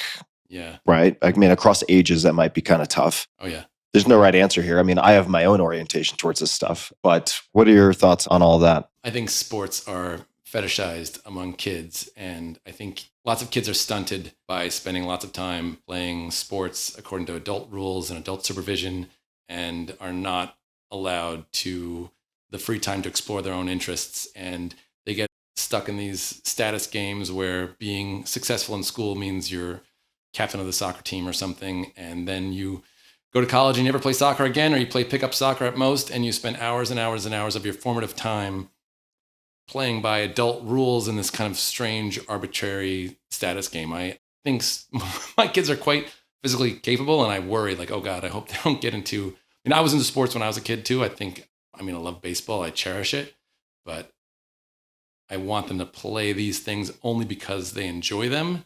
And again, their own interest. And I don't want them to get caught up in status games. Why is sports automatically about status games? What do you mean by that? It's not automatically, but in school, there's a certain idea that, it's valuable if you can, score a lot of points on the basketball court, and you're getting a lot of adult approval. Well, you're getting peer approval too, and self-worth, perhaps. Sure. Right? It could be a pursuit of excellence also. Absolutely. Like if you love basketball for basketball's sake and you really enjoy it, great. I'm not saying there's anything wrong with that. Again, playing baseball is some of the most fun I've ever had in my life. And I don't regret a moment of it. But I do regret other sports that I've played, just because that's what you do after school. And that's what's going to impress the girls, and that's what's going to impress the adults. And I want to get in the newspaper, and I need these extracurriculars to get into college. Like that is an extraordinary lost opportunity that, boy, I wish YouTube was around back then, and I could have gotten into so many other obsessions that Naval's talking about. These were forestalled by these activities that are condoned by adults because that's what the society does. Not to say the activities are bad, but they are bad if a kid does something that they're not passionate about, which is just eating up their time.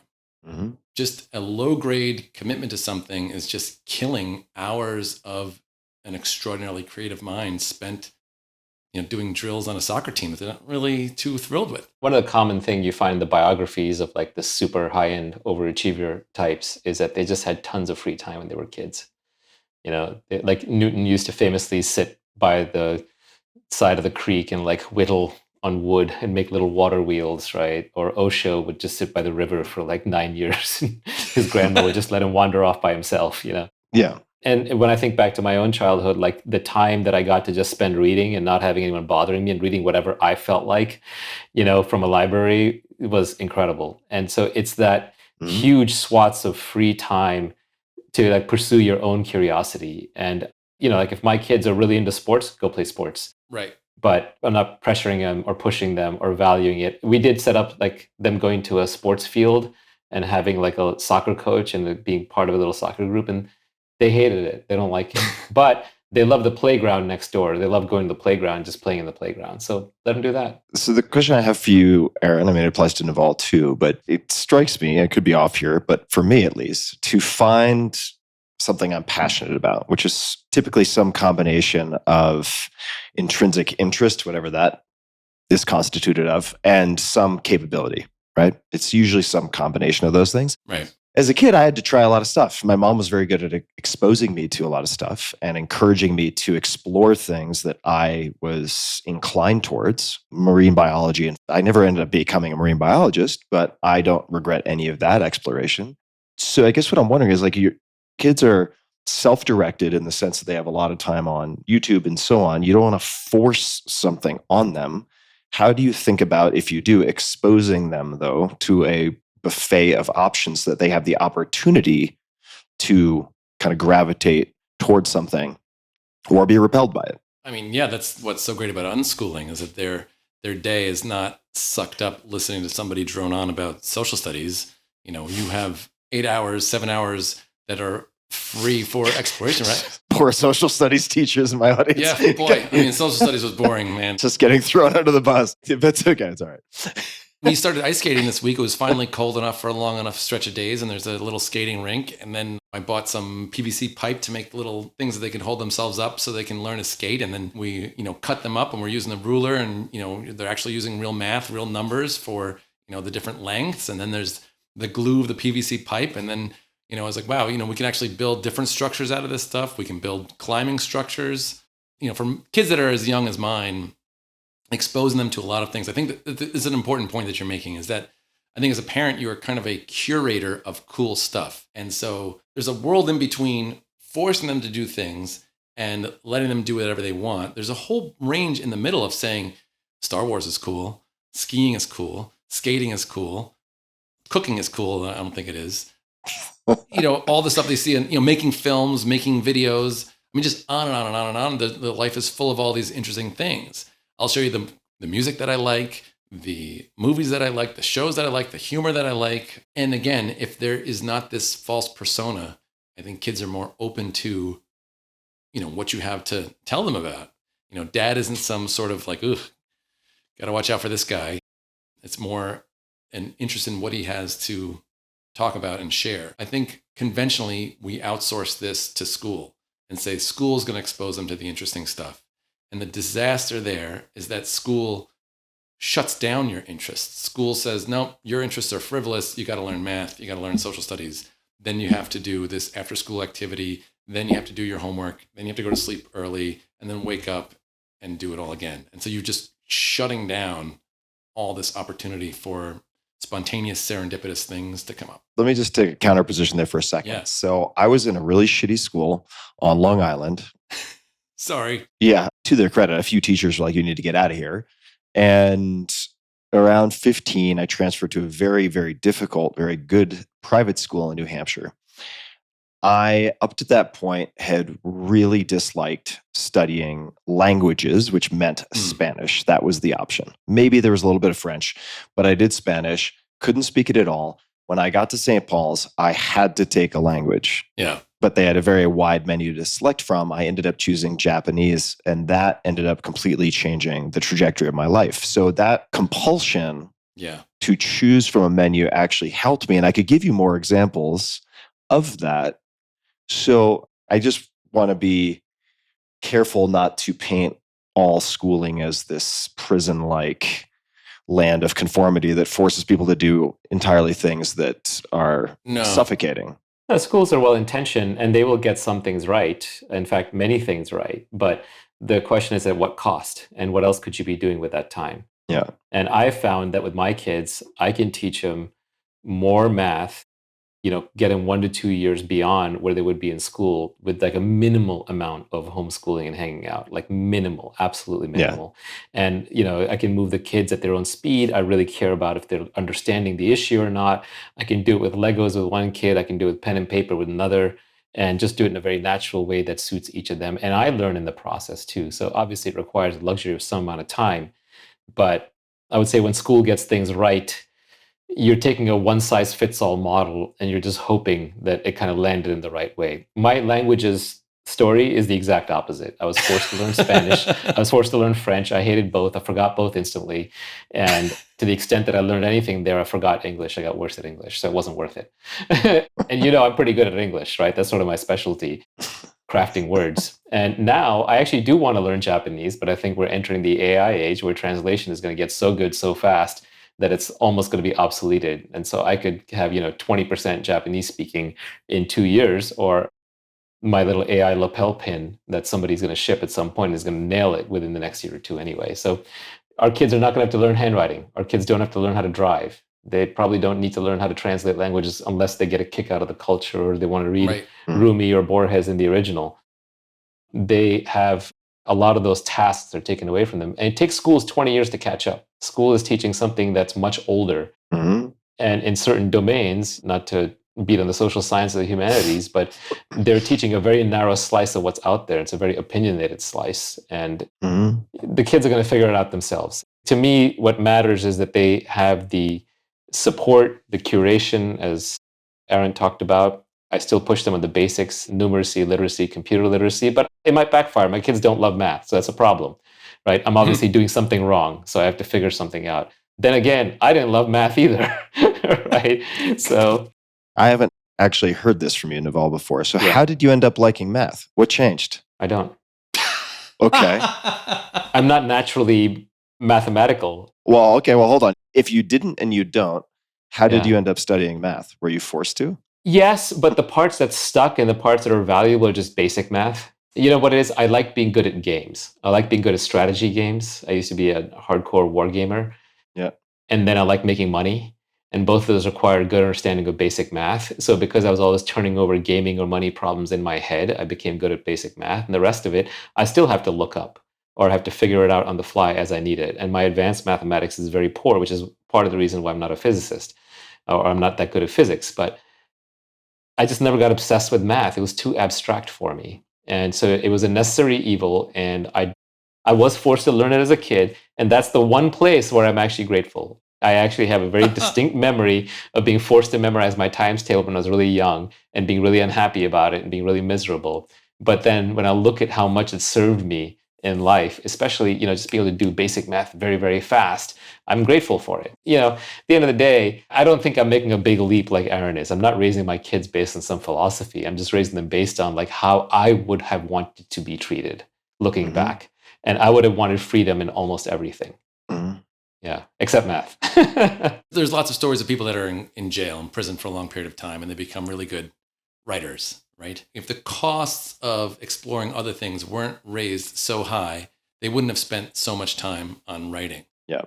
Are they really glad that they were imprisoned and forced to become exceptionally good at writing, right? That story, that example doesn't include all the millions of people that have been imprisoned that didn't spend that time learning anything useful and just came out impoverished people, stunted people. So you take a few people who excel at something because they were forced to, and they are grateful for, in the past, having been forced to learn something to excel at it. But you are neglecting all of the other branch points and other passions and excellences that they could have discovered, or they could have become excellent at what they're good at without this coercive means. Yeah. Let me just say, I don't know if the jail metaphor is going to help you here, just because, not to point out the obvious, but like you guys are outliers in the sense that you have kids who don't go to school. You have the time and the education to provide all this.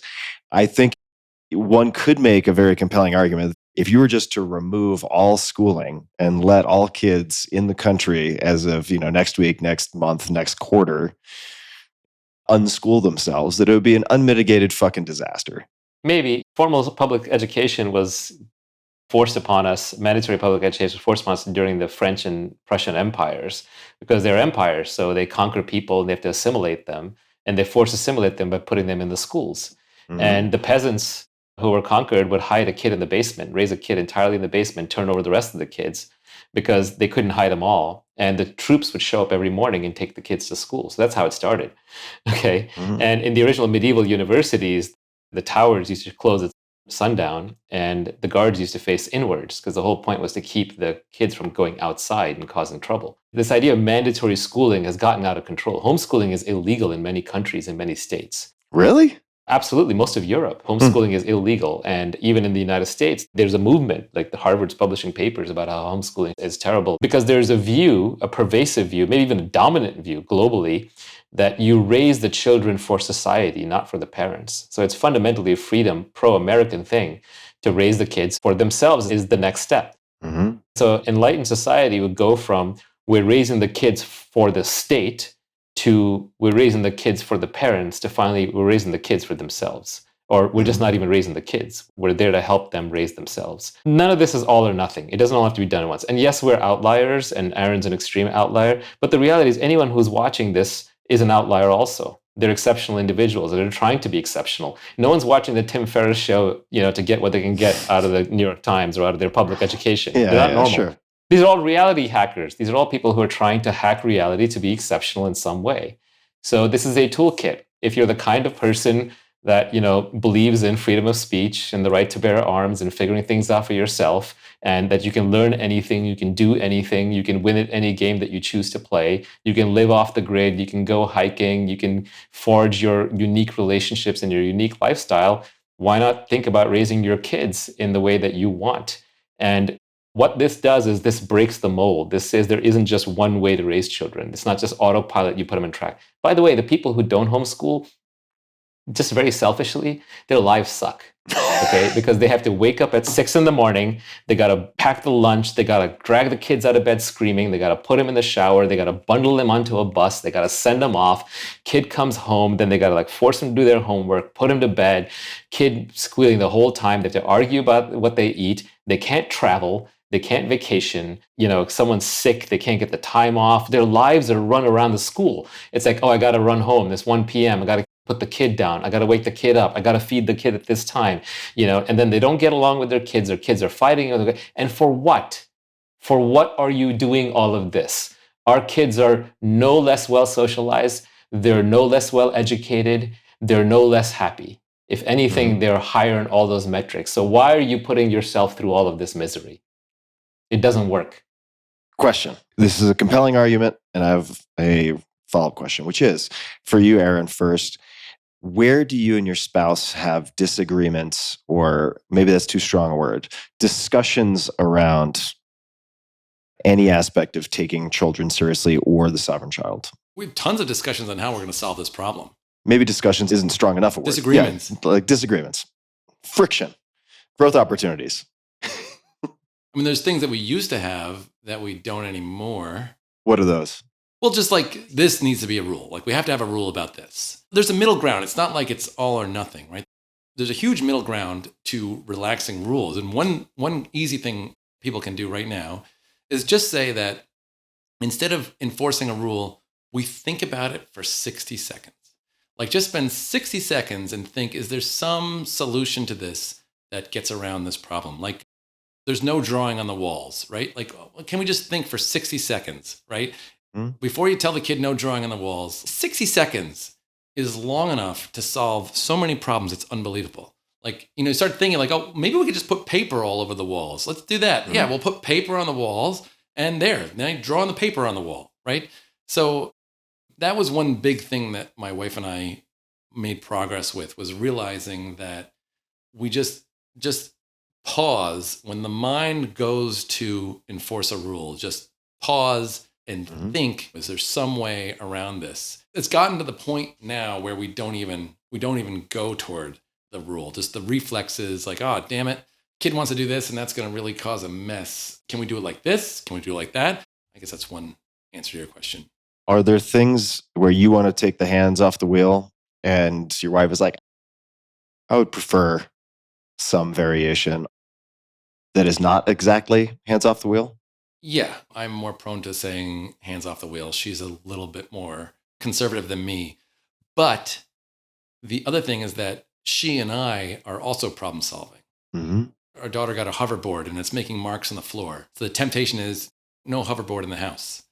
And it's like, well, why don't you want the hoverboard in the house? You're kind of afraid they're going to fall and hurt themselves. They're going to smash into the furniture. They're going to make marks on the floor, right? You start going through this and it's like, okay, well, what if we move the furniture out of the dining room and I'll clean up the floor, right? Or we'll show our daughter how to clean up the floor. Instead of it being like no hoverboard in the house, let's just try to understand what we don't like about this. And, my wife and I use this, apart from the kids, right? Like, I want to play music. She doesn't like Radiohead. I really like listening to Radiohead. You guys like no Radiohead in the house. It's how can I listen to the music I want? You listen to the music you want. Have quiet when we want quiet. It's just not about enforcing rules. It's about how do we all make our lives better? Like, I'm my wife's partner in making her life better.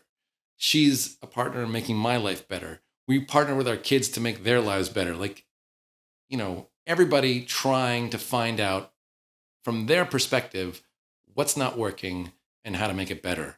So what happened with the Radiohead? Is everybody walking around with headsets? That's a problem, actually. I haven't really solved that one. It's nice to have it on the speakers, and that one's a sticking point. Yeah, got it. And I do think one of my rules will be no hoverboards in the house. Yeah. All right, Naval, what about you? Just in terms of parenting style. We have a no control philosophy in the house with each other, my wife and I. We've had that for a long time. She can't even schedule me. I can't schedule her. We don't commit each other. We don't, have big expectations. She can't make me go to like her parents' birthday. I can't like make her go to a business dinner. We're really non-controlling people to begin with of each other. So it's pretty easy to align on not controlling the kids. But that also means that if she wants to control the kids, she can. And if I want to control the kids, I can. I don't tell her don't control the kids, right? So we actually have very different styles.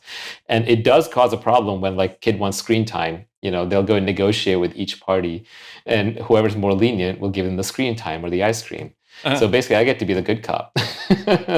But we are talking it through. I think especially the book, Aaron's book, she has a copy, I have a copy, I've read it, she's reading it. Both of us find ourselves nodding more than saying no. And I think we're going to be relaxing more rules and see how it goes. There is a hump. There's going to be that hump of like the 1 week of just eating chocolate and playing video games. So maybe we go through them one at a time and see how much. Maybe you'll just end up getting diabetes before your kids do. Yeah. But there's a couple of trend lines. As a parent, one of the things you realize is your ability to, even if you are fully into the rule system, your ability to enforce rules breaks down over time. It's just normal. The kids find gaps. They exploit the gaps. They get older. And, our oldest is already hitting the age where I couldn't stop him if I wanted to. I hope he doesn't see this episode, by the way, because that's like instant jailbreak, right? It's 2 hours in. I think he won't make it this far, is my guess.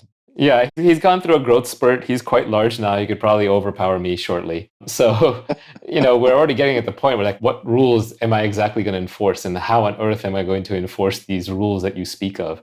And then, the next one down just wants to copy him. And the next one down wants to copy that one. So there's a jailbreak already happening, a slow motion jailbreak. So I'd rather, kind of open the door and let them out and get some credit rather than, there was a revolt and they escaped and now they view me as that forever. There's a feeling that I sometimes get, which I don't know if the rest of you have this, but when you're around family sometimes, you feel a certain weight, like you can't be yourself, right? And so there are times when like there's family around, you don't want them around because you feel a certain pressure. And it's just like if your friend was sitting there and doing the exact same thing, it wouldn't bother you. But because there's a family member sitting there and doing that thing, it bothers you. And it's like, why is that? This person's just sitting there reading the book. Why does it bother me that this person's sitting there reading the book? And it's because going back to the animal conditioning part, the one thing I did get conditioned on was over 10, 15, 20 years, having this person always telling me what to do, right? Saying, don't do this, do that. And it was always well meaning and it was always with love, but they were always watching me. I see. So for clarity, when you say family, you mean like your parents, not your kids.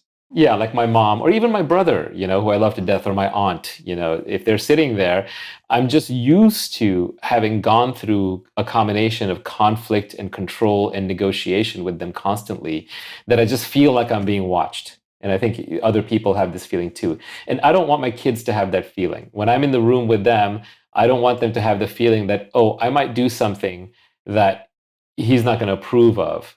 And so therefore, he will either say something or even just feel something disapproving. And therefore, I feel self-conscious, right? So I want to have as little of that feeling as possible in my life and my kids' lives. Exactly. Which is why I don't want to bust them. I don't want to be giving them rules. I don't want to be their enforcer. I don't want to be their warden. Being their enforcer and warden makes me worse off, makes them worse off, and it completely destroys the relationship. So I have to figure out how to unwind that. Same time, I do have to be a parent. They can't run in the street. They got to do their math. Sorry, Aaron. Maybe we'll get through that. But, I do have to arm them for what's going to happen in life. Judith Harris was this woman. She did like this famous meta study, maybe wrote a book on child raising. And what she basically concluded was it's mostly genetics, it's mostly nature, sorry. And then the remaining part that's nurture is from their peers. They're raised by their peers. And it's not really raised by their parents because they're trying to adapt to the world they're going to live in, not the world that you lived in. And so my conclusion from that was instead of trying to control your children, you can be one step removed and control their environment. And the way you do that is the most important decision parents make for their kids is where they live. What neighborhood are we living in? What friends are they around? What school are they going to? That's why parents are so obsessive about choosing the school, because you're outsourcing your child raising for half the time. This kid is going to be raised in a school by a collection of peers and possibly teachers out of your control. So you put a lot of effort into the school. So the same way, you curate their environment. Like, is the house look more like a library, or does it look more like a sports stadium? Is it messy? Is it clean? So you curate the environment, you curate the expectations, you curate the opportunities, you curate the peer set, you curate the location. And the nicer way to look at that is not curate by excluding, but opportunistic by including. You give them opportunities and new things to hook onto and obsessions. So that's the way I prefer to do it. And then, of course, always lead by example, right? If they see how I'm treating my mother, hopefully they'll treat me that way when they're older.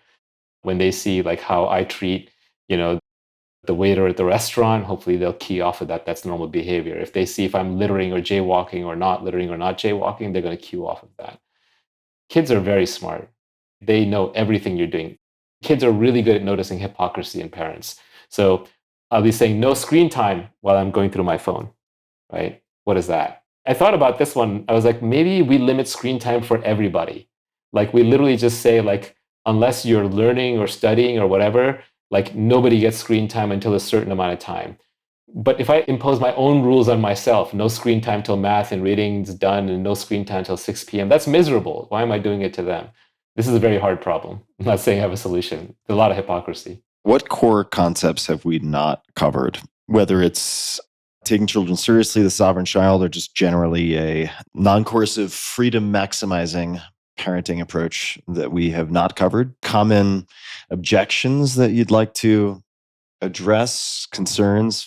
Anything come to mind? I mean, we've covered a lot of ground, but I don't know the terrain well enough to know what we've missed. I would say there's 4 categories of harm that come from rules that I think are helpful to make them explicit. And then we've talked about a bunch of them, but one is the parent-child adversarial gatekeeping relationship. That's, every time rules are enforced, that gets brought in. The other one we mentioned is the child's damage to their relationship with themselves, their self-policing, self-awareness, and lack of self-confidence because their desires are getting them in trouble and need to be minded and policed. The third one is confusion about the issue at hand, right? Rules are not the reason, right? The reason why we're polite is because of the norms of politeness and courtesy, or the reasons why, you wear mittens outside or because your hands are cold, not because you'll get in trouble. So when you're introducing rules, you're introducing a confusion about the issue at hand, right? The reason why you brush your teeth is cavities and how your breath smells, not whatever consequences your parents, those would be confusions. And then the fourth category is a confusion in general about how to explore the world. That with rules, it means that, whenever a question comes up in the future, the answer is to find the relevant authority and do what they say. Not that you yourself are an empowered person who can figure it out yourself and understand things. Instead, you defer that, you kind of sit back and do what you're told. And it leads to, I think, a more conformist life and kind of a narrower life. So I think those four harms, it's not that they can happen, it's that they happen every single time. Like when Naval's saying, if we make a rule that, none of us are on our devices, right? Well, then Naval has to be the enforcer of that. Naval has to be the surveiller. He has to be constantly surveilling. He has to be judging, right? And even when everyone's in compliance and everybody's happy, when Naval walks into the room, people's minds think, oh, well, Dad's here, and now I have to be careful about whether I'm using an iPad or not, right? Just Naval's mere presence causes those four harms when he is, or me or anybody, right? When anybody is enforcing rules, you're perpetuating those harms. And those harms are not unavoidable. They're not necessary evils. They are, in every circumstance, avoidable. And I think that is not easy to do. It's always a kind of specific situation dependent, context dependent thing. It's a certain problem that's going on, but there are always solutions that avoid those four harms. And when you avoid those four harms, it's relationship building, it's trust building, it's knowledge growing, it's more fun, it's confidence growing, and all those things. So I feel like there's this bifurcation, and it's possible to let go of the harms of rule enforcement. That's one thing. And the other thing is your point on constraints, unless you want to say something. No, go for it. Your point on constraints is that constraints are great when you can opt out of them, right? And it's the fact that, I don't know, I like board games and Settlers of Catan. I love that game. And what happened was the creator of that game, some German guy, Klaus Teuber. You got it. So he would play with a family and they would get bored and leave. And so then he was like, all right, I got to modify it, right? And he kept on coming back.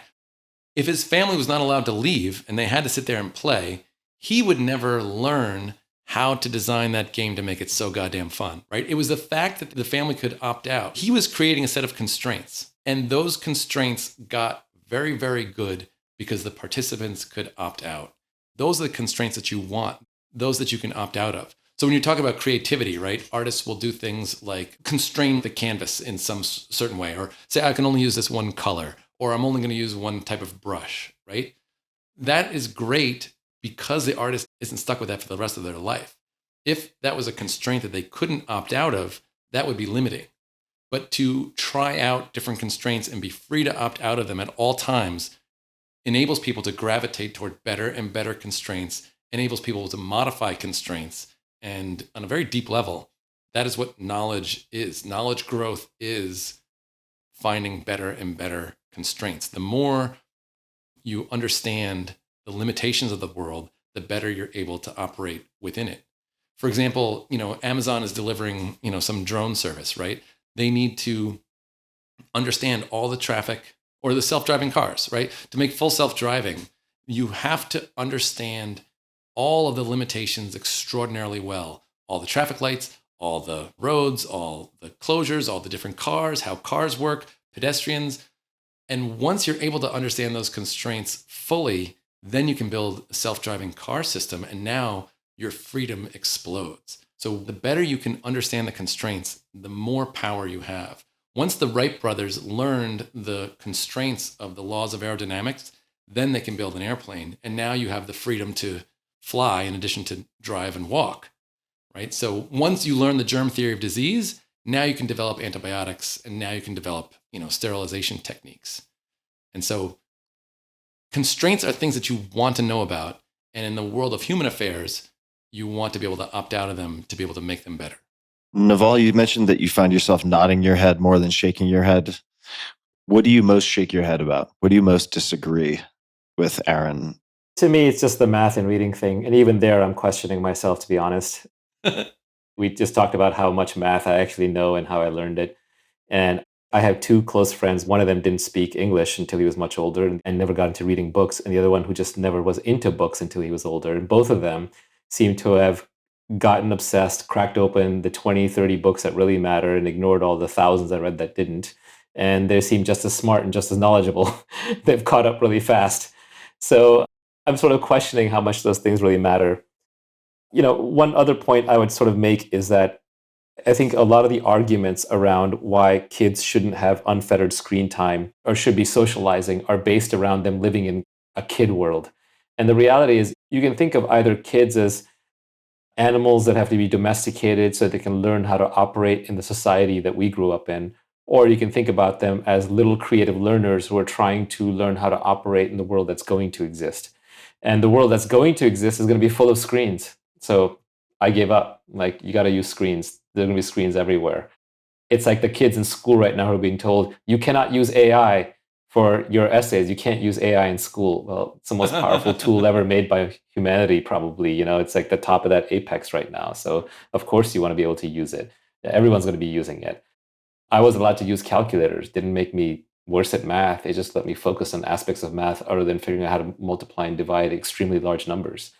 So I fooled around with my son on prime numbers, and we were like realizing together some fundamental things about prime numbers that luckily I wasn't wasting time making him memorize, all the state capitals.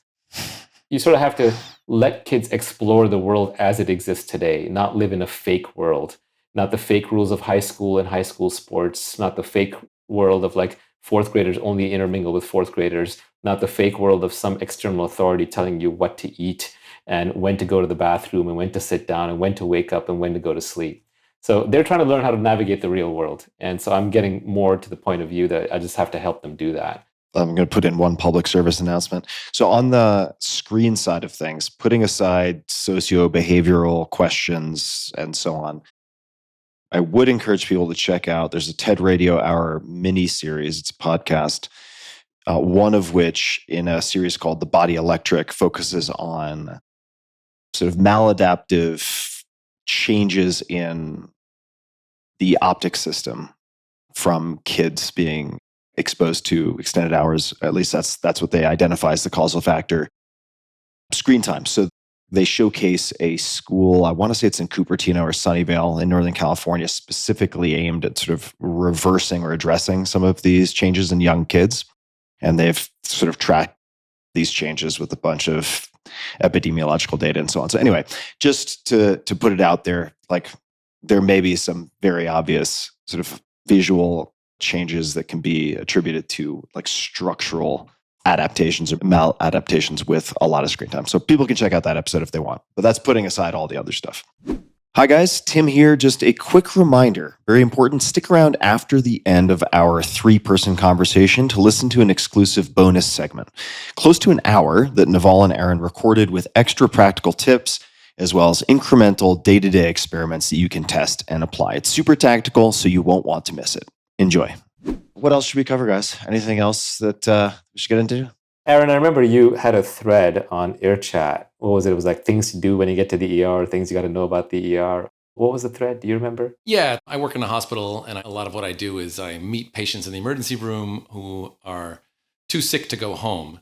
And there's a big transition that happens in the emergency room to having to stay overnight in the hospital, perhaps for, a couple nights. And there's just a lot of things that go on. And I find myself, even in residency, I was like, boy, it'd be nice to have like a public service announcement for some basic things about, what happens when you come to the hospital or the emergency room that people just generally tend not to know.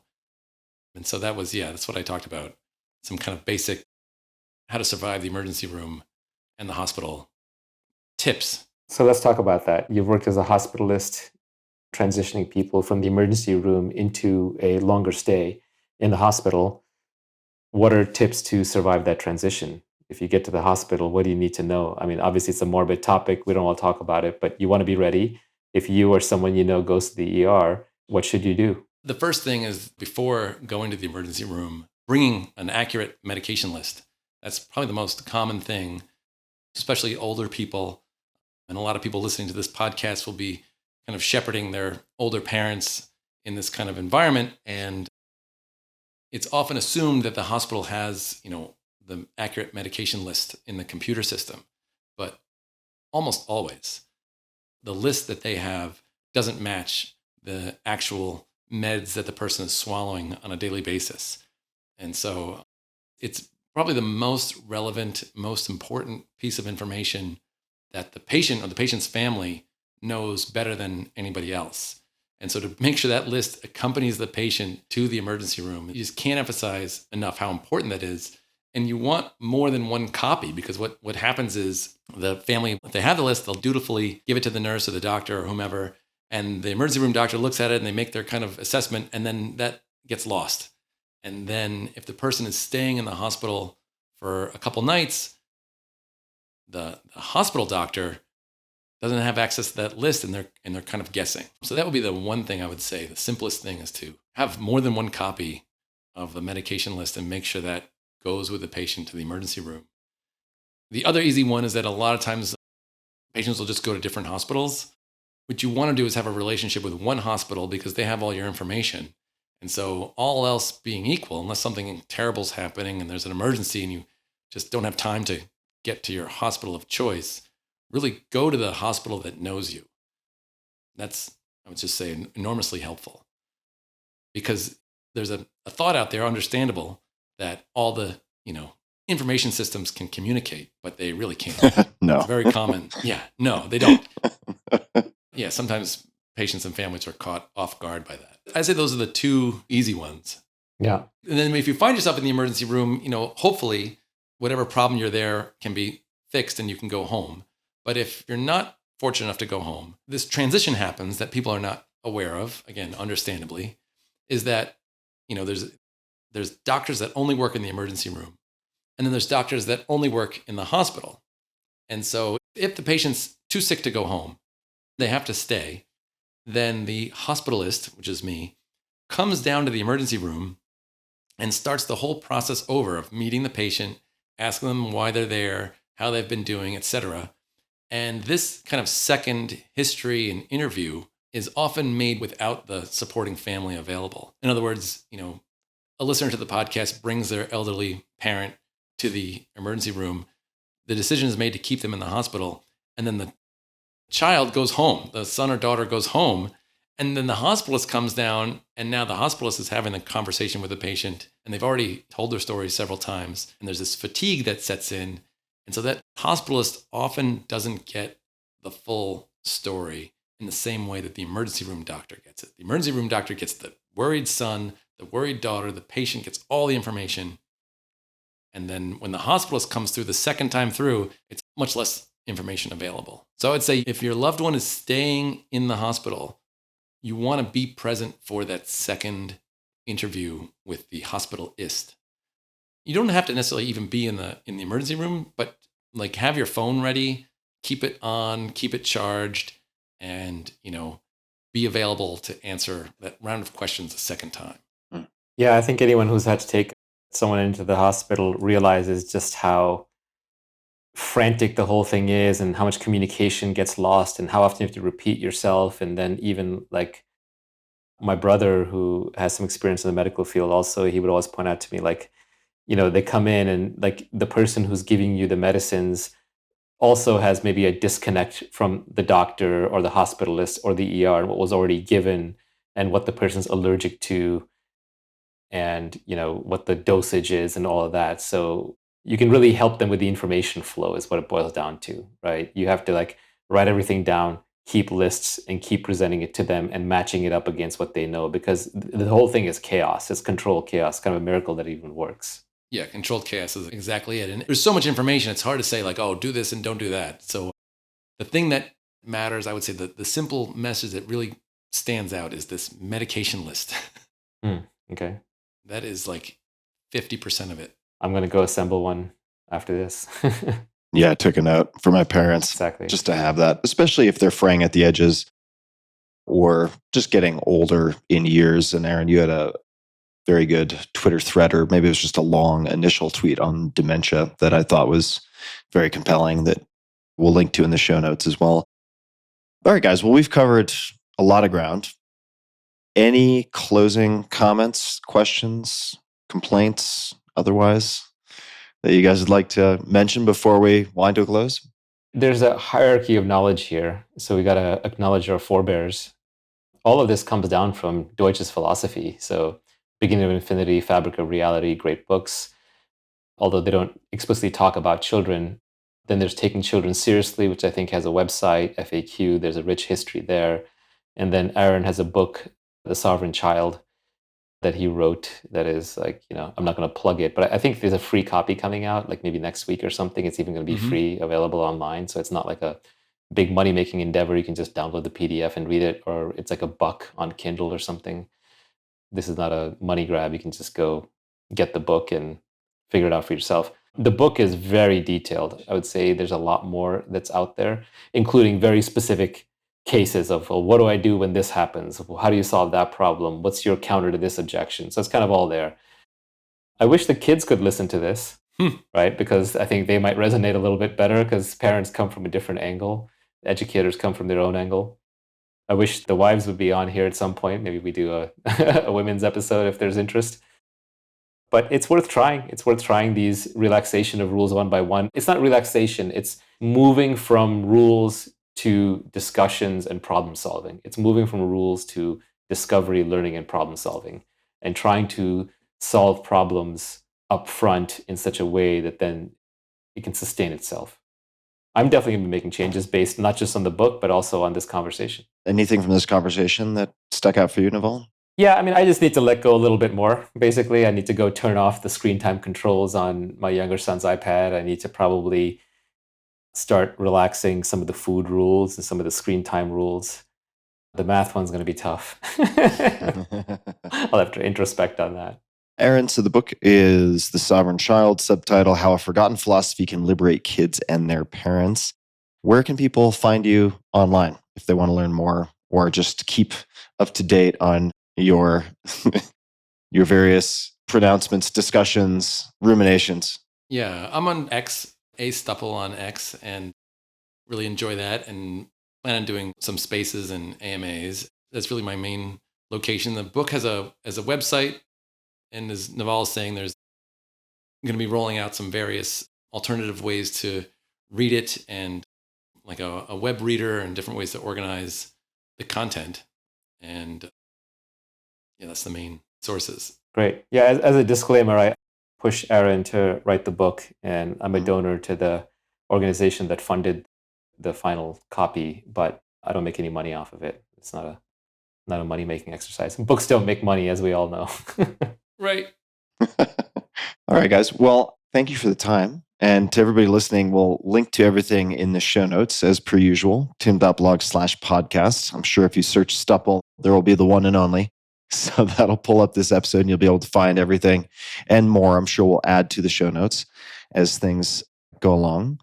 And thanks to both of you guys, Aaron and Naval, for the time. And suppose until next time, folks who are tuning in, be a little bit kinder than is necessary to others and to yourself. Try relaxing some rules. Maybe it's with your kids. Maybe it's with yourself. Naval, go eat some ho-hos. We should have a tequila party. And tequila party with no math requirement.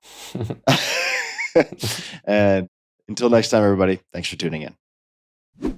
And now the bonus segment from Aaron and Naval with extra tactical, practical, day-by-day experiments that you can apply. Please enjoy. Thank you for joining again, Aaron. So let's talk a little bit more practically and down to earth about the taking children seriously philosophy and the sovereign child philosophy. So let's get tactical for a moment. Let's say we're taking children semi-seriously. And we're starting out. Oh, yeah. Let's go through what I would consider my big four, which are eating, sleeping, screen time, and learning. Actually, there's probably a fifth, which is sibling conflict. So maybe you can remind me, we can go through all five of those. But what is a simple, tactical, easy thing you could start with on each of these? So let's start with sibling conflict. What is an easy, simple, tactical change that you could try to make that takes children more seriously on sibling conflict and would be a good first step to just see, is this working or not? I think an easy thing would be to create an easy way for kids to opt out. Often when kids are having conflict, one of them wants to leave the situation.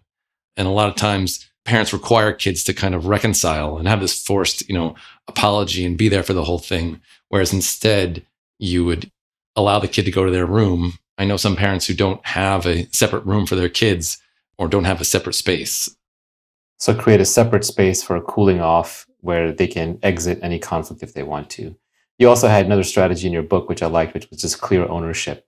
Even if you can't afford to duplicate or triplicate, or in your case, quintuplicate everything, you can still make it clear that this belongs to that child and that belongs to the other child. And this idea of sharing or required sharing isn't necessarily there, because we don't require adults to share with each other. They do it voluntarily or they negotiate it.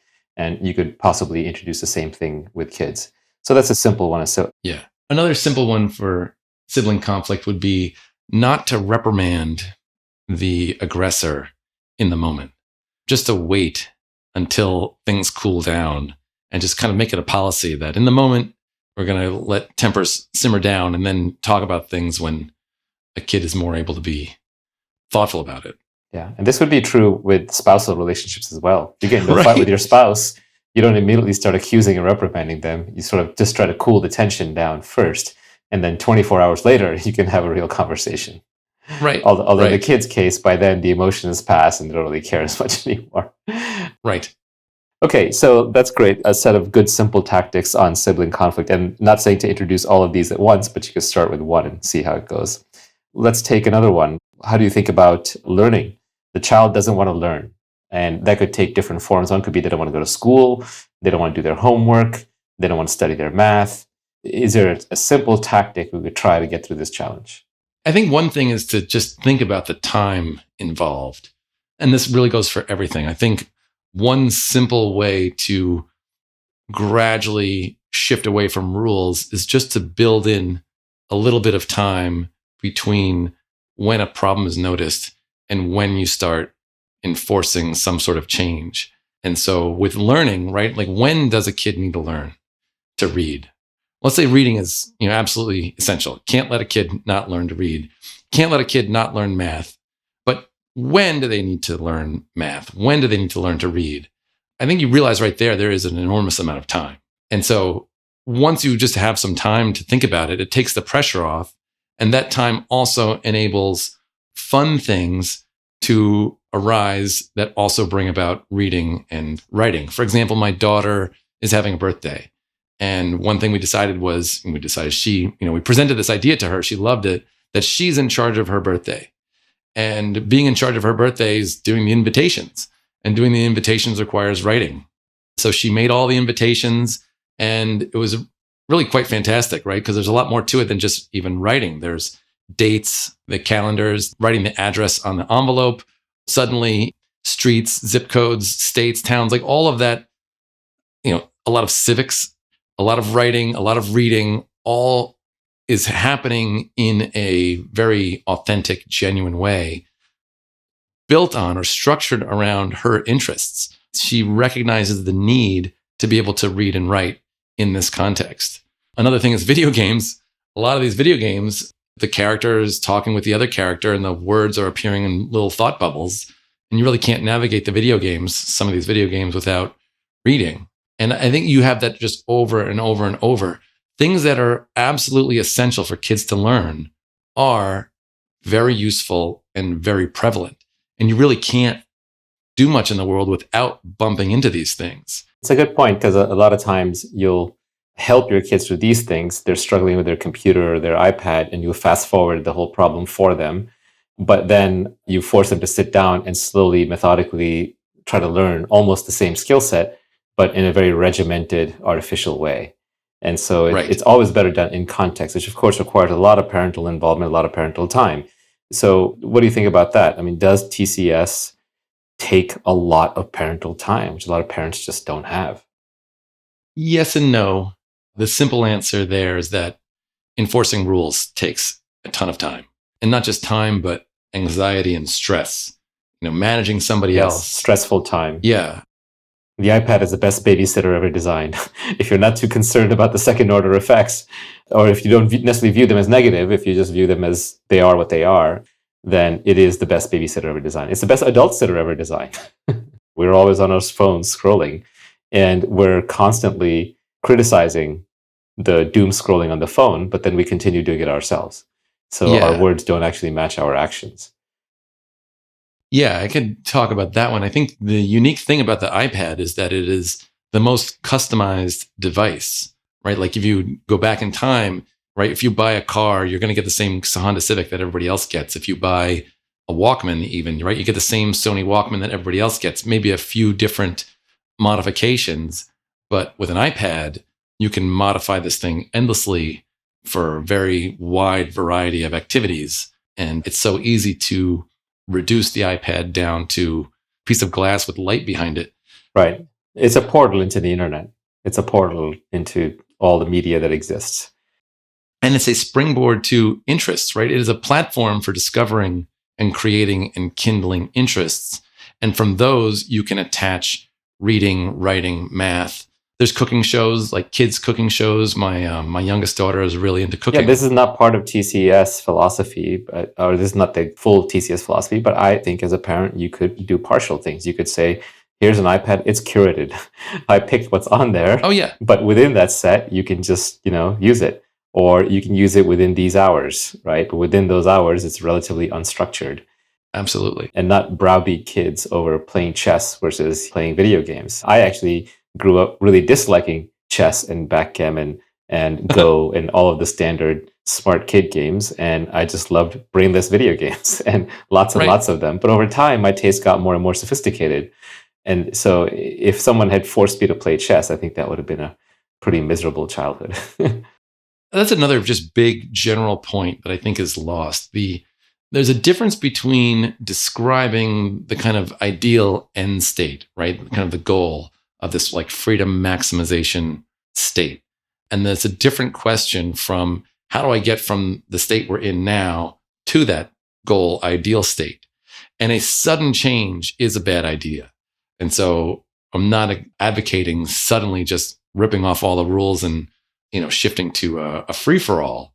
Instead, the recommendation and the thought is that you want incremental changes.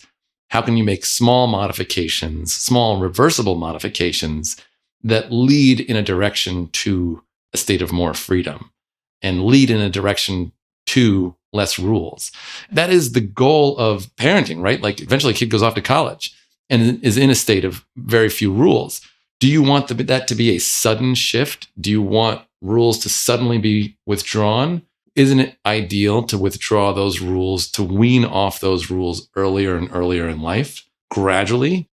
Well, actually, one of the things we're already seeing in response to your book, people talking about it on Twitter, for example, is they will say, well, my kids are teenagers, it's too late. And so there's an abdication there. It's like once they're teenagers, there's no rules anymore. They're just kind of doing whatever they want. I try to enforce certain rules just by owning the house that they happen to live in. But even there, it's frustrating. So by the time they're 10, 11, 12, your rules are all gone anyway. So, or being ignored for the most part. So are you going to tear that Band-Aid off or let them tear it off? Or are you going to gradually relax the rules in anticipation of what is to come? Yeah, and I think it's a safe thing, right? If we're worried about this being risky, it is a safe thing to be thinking about how do I gradually relax my rules so that my kid can be independent. I'll make an analogy. In medicine, right? A lot of times somebody's very sick and they're on a lot of oxygen or they're in the intensive care unit and they're on the breathing machine. And what they've learned is that you have to give patients the opportunity to breathe on their own and see if they don't need the machine. And so there are dedicated trials every morning for everybody who's on a breathing machine is to try them on minimal settings and see how they can do. And you don't want to have a person on maximum life support any longer than they need it. And the only way to tell is to pull it back a little bit. And so I think of taking children seriously as you're constantly pulling back the support just a little bit to see if they can make it on their own. That's always the goal, is how do I gradually, safely wean off the support? It's not a recommendation to withdraw all the support suddenly and see if the person can sink or swim. That's not the idea. I would recommend against that. How would you relax sleeping? What is the first rule you would remove around sleeping? So sleeping, how would you do this gradually, right? I think one thing is you kind of recognize that the bedtimes are arbitrary, right? There is no manual that says 6:30, 7:30, 8:30. It's usually a 30, right? Maybe it's 7, 8, right? Why isn't it 8:15? Why isn't it 7:15, 7:18, right? So sundown to sunrise. Sundown to sunrise, right? So why not just say, you know what? Why don't we relax this by half an hour? If the kid's bedtime is 7:30, let's try 8 o'clock and see what happens. You could tell the kid, look, we're just going to do 8 o'clock for a week and see what happens. And just honestly, just pay attention. And did the sky fall, or was it kind of okay? And then if it wasn't okay, the beauty is that it's not going to be okay for some people. Then that raises the question. This is the epistemology. It raises the question, why wasn't it okay? And now you're investigating what is wrong when my kid doesn't get enough sleep. And then how do we fix that? I also think a lot of this ties into adult sleep habits. It's strange that they're being forced to go to sleep when you're awake for the next 4 hours. Yeah. The reality is, in my house, if we turn all the lights down, if the adults go to sleep, the kids will scurry to sleep. They don't want to be awake by themselves. It's scary at their age. They're bored and it's scary. Oh, it's scary too, yeah. Yeah, exactly. And then in the morning, they'll sleep in. They're young. They'll sleep longer.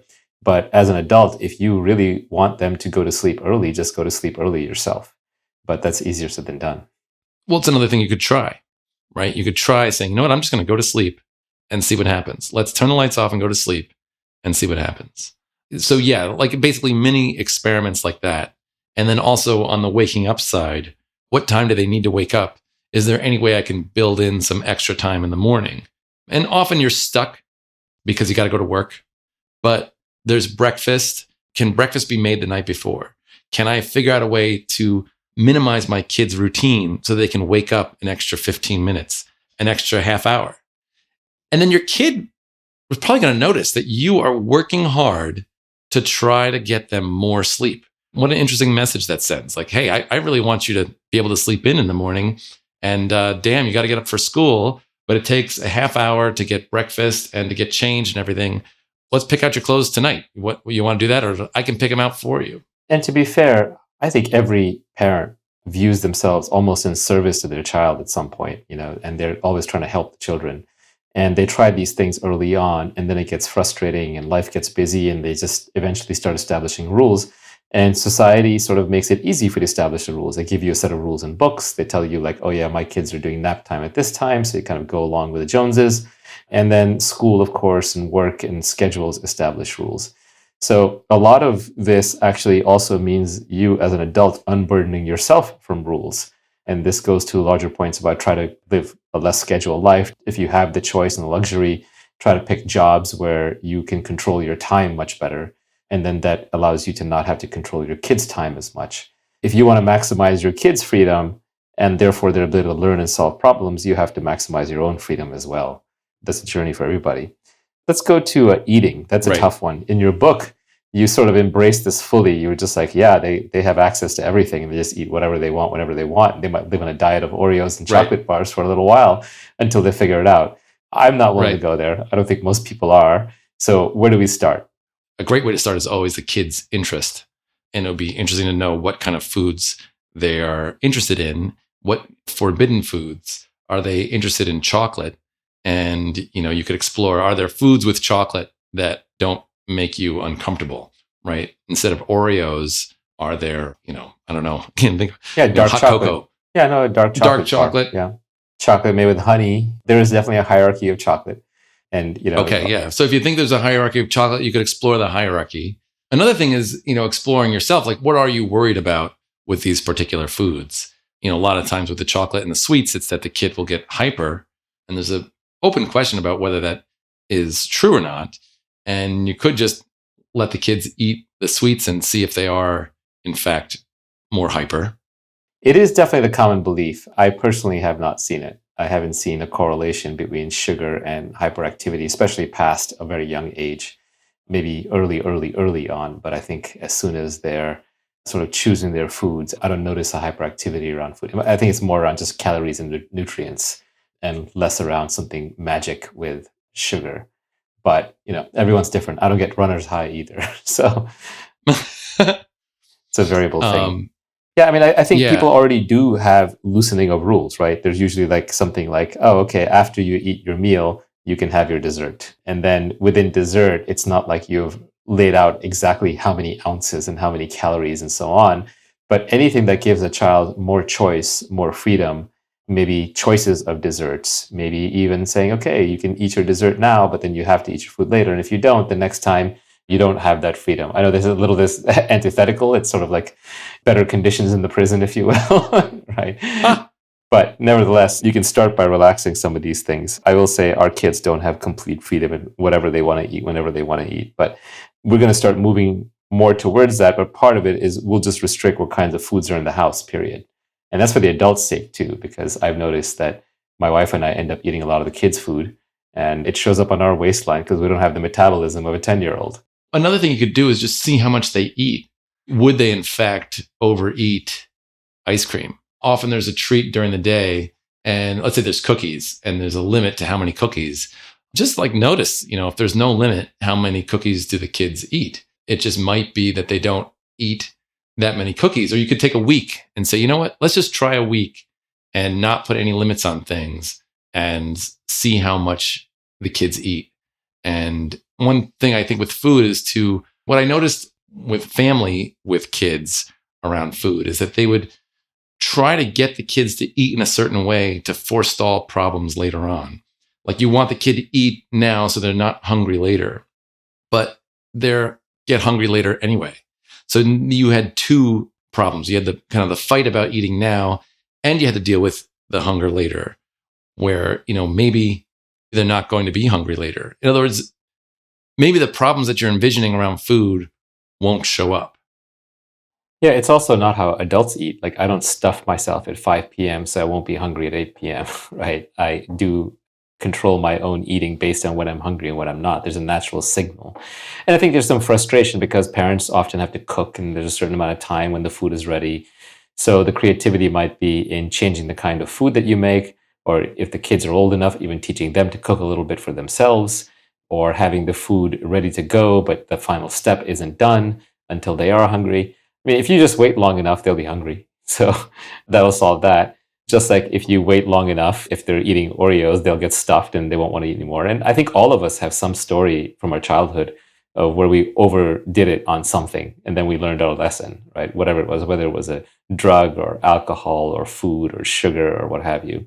What are some other common objections and tactics that you found to be useful in those cases? I think basically another way to build in more freedom is to not focus on rules and instead focus on blocks of time.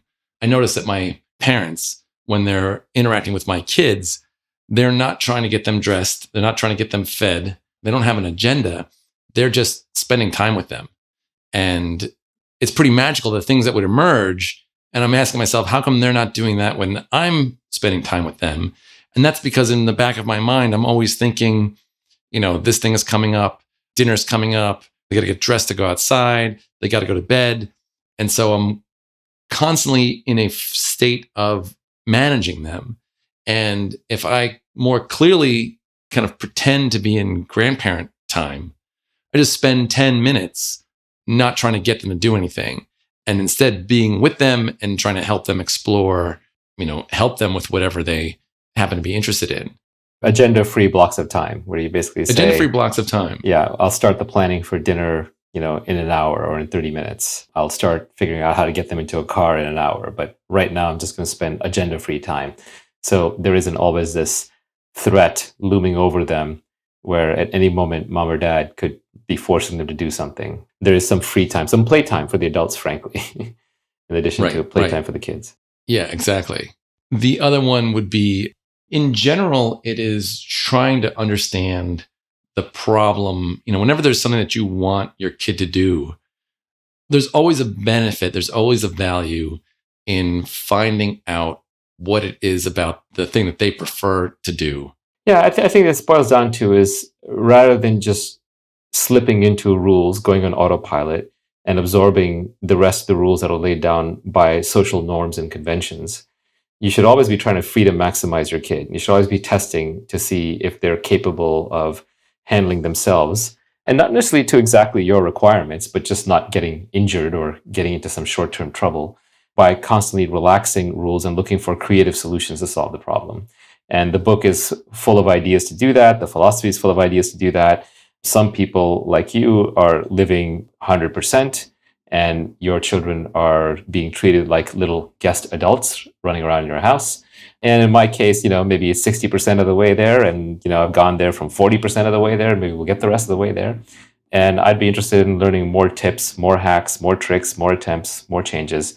But it is grounded in a coherent philosophy around these are essentially adults with less knowledge. And it is our job as parents to help them learn to navigate the world, and to do that in a gradual, incremental way, rather than laying down the rules and running their life for them until they're suddenly either thrust into the real world and then have to figure it all out from scratch, including how to control their own screen time and control their own eating, control their own sleep schedule and all of that. Or when they become teenagers, they just rebel against you, and then they go and do the exact opposite of everything you force them to do and resent you afterwards. In terms of incremental change, the thing that I tell my friends a lot is I suggest that whenever they want to make their kids do something, they try it in a different way. In other words, there's a uniformity to rules, like you have to wear your mittens when you go outside, or you have to wear shoes when you go outside. Instead, just try different things. Or one is like getting the kid in the car and putting the kid in the car seat. And, you could try explaining what we're doing. You could try giving them an iPad, try some snacks in the car. You could try putting on a movie on the overhead thing in the car. You could try making a game. Let's race to the car, right? You could try... you could try having told them about it beforehand, maybe gotten their consent and what time you're going to leave. Exactly, together. Yeah. You could have tried going for a walk for 10 minutes together and then get in the car, as opposed to just jump straight in the car. There you go. If we're going to work or we're going to school, we can build in a trip beforehand. School's a bad idea. But if we're going somewhere on an errand, you like going to the playground? Oh, well, let's go to the playground, and then we'll go to this thing, and then we'll come home. In other words, if you're always trying new things, then even if you're failing and you force the kid, that's completely different than saying, you got to do what I say, right? We're get in the car. When I say something, you have to listen to me. That is kind of a guaranteed failure. Whereas trying something new every time has the possibility of succeeding. It's more about discovering. When you succeed, you learn more about your kid's interests. Your kid sees you as a more fun person. Your kid sees you as somebody that they're more willing to listen to and take their advice. I think that's a big thing, is that instead of enforcing the same rule in the same way every single time, you think of a new way and just try something new each time. At the center of all this, there just seems to me that even as adults, we are still struggling with the same issues. And we're trying to protect our kids from struggles that we ourselves never quite exit. I still struggle with screen time. I still struggle with sleep time. I still struggle with eating. I still struggle with doing my chores. Yeah, constant struggle. And it's a struggle that's been ongoing my entire life, and I've learned and I've changed. But yet, my kid is supposed to follow orders and then miraculously develop a habit that I never did. Or even put it differently, it's hard to know how to sleep. We can just admit that. Many adults we know don't sleep well. What is the solution? It's hard to know. It's hard to know for yourself the best way to sleep. Now, how do you know for somebody else the best way to sleep? That is the trick. It's hard to know for yourself the best way to eat. It's really hard to know how somebody else should eat. And just over and over and over, adults struggle with screens. Exactly. What should a kid's relationship be with screens? The truth is, not even the truth, from a safety perspective, the one thing that kids have that we adults don't have is the kids have a trusted guide, right? When sleep is going really bad, they have an adult that can help problem solve. When food is going really badly, they have an adult that can help problem solve. If it's about being overweight, if it's about being hungry, if it's about not finding foods that they like, at least you have an adult that you can talk to, and you want to preserve that openness and that trust. And that's really the way that I see it with my kids. I see it as a safety issue, that I want to make sure that my kids always see me as somebody who can help when they're having a trouble with anything in life, from food to the neighbor to a girlfriend to drugs. What about what's the really popular fear today, popularized fear, the current moral panic around addiction? So there was a time when it was about kids being addicted to television. Before that, it was kids being addicted to radio. There was a time when kids were even considered addicted to books. I think young Abraham Lincoln, maybe this is pointed out in your book, his parents hated that he was always reading. I remember when I was a kid, my mom would yell at me to go outside and play because I was reading too much. She meant well, obviously. But yeah, I don't like playing with the other kids. I like reading. And I was reading what would be considered junk reading by today's standards. But the current one is screens. Things like TikTok and Instagram and YouTube are completely weaponized. These are basically very short form content. They're dopamine, flooding your brain with dopamine. Can't look away, addicted to it, locked in. What do you say to that? Yeah, without being cavalier about it, what I would challenge people who are worried about screen addiction and video game addiction and internet addiction is to say, what would be a thing that somebody could really like a lot and be upset when it's taken away from them that they're not addicted to? In other words, having a girlfriend or a boyfriend who's, breaks up with you, is that an addiction when you're, separated from that person and you have longing and you're irritable and you keep on thinking about them? Or is there something else going on? And so I think the word addiction is expanded. It used to mean something that created biological withdrawal symptoms, where literally your receptors had downregulated and you couldn't function at all normally, and you would be completely in a helpless state unless you got the drug back. Right. Regardless of the contents of your mind, if an alcoholic is separated from alcohol, they're going to go into a physiological withdrawal, regardless of what they think about alcohol, how much they want to quit, how much they agree, etc. Same thing with a smoker, a nicotine addict, etc. Whereas there are people who play a lot of video games who just get bored of video games or get bored of that particular video game and walk away from it. Or, being addicted to like fast food. That was a common one. The people that will stop eating a lot of fast food and immediately start feeling better. And so just because you are partaking in something repeatedly doesn't mean you have a physiological dependence on it. I will say, compared to my friends, my kids have a lot more freedom in terms of what they eat and how much games they play. Like, they probably play video games 4, 5, 6 hours a day. And I've noticed that the older one, the eldest, his tastes have expanded. He's gone from eating mostly desserts and chocolate and ice cream and noodles to now he's at least moved towards bacon and toast and olives and pickles and, started developing some more sophisticated flavors or flavor palette. And in the video game genre, he's gone from the very simplistic video games to now he wants more and more open-ended worlds. He wants more building. He wants more exploring. Things like Roblox and Minecraft are much deeper games than some of the very narrow games where you're just kind of doing the same thing over and over. Which is not to say he doesn't do the mindless games from time to time, but just like an adult, his flavor palette is expanding. His taste palette is expanding. And as these very, very simple things, their ability to surprise goes away. Even with TikTok, I would bet, I don't use TikTok and, I use YouTube a lot, but YouTube shorts don't appeal to me. Once in a while, if I'm very busy, I'll scroll through 1, 2, or 3, but very quickly you realize there's sort of these empty little snacks. There's not enough there. It might be enough, like if you have no time or if you're just mildly interested in a topic and you want to see the most sensationalist thing on that topic, but very quickly you actually end up moving towards some subject where you have interest, and then you dive deep, and then you go to longer and longer videos, and God forbid, you might even end up in a blog post or a book. So they're good for exploration, but not necessarily for diving deep. In fact, I think when people talk about these horrible addictions, it's always someone else that they use as an example. You rarely see anyone come forward and say, yes, I am a complete TikTok addict. I can't peel my eyes away. I consume it for 8 hours a day. I consume complete junk, and none of it has a redeeming value. And when I look away, my body goes into extreme withdrawal, And I'm just looping on the same thing over and over. And God, the Chinese have just invented the perfect algorithm to keep me trapped in here for the rest of my life. And I'm done. It's not that. You do see people throwing themselves into alcohol recovery programs voluntarily. You do see people trying to get off of drugs voluntarily, saying to their friends, hey, please help me get off this drug. You don't see that at all with TikTok. Zero. Never.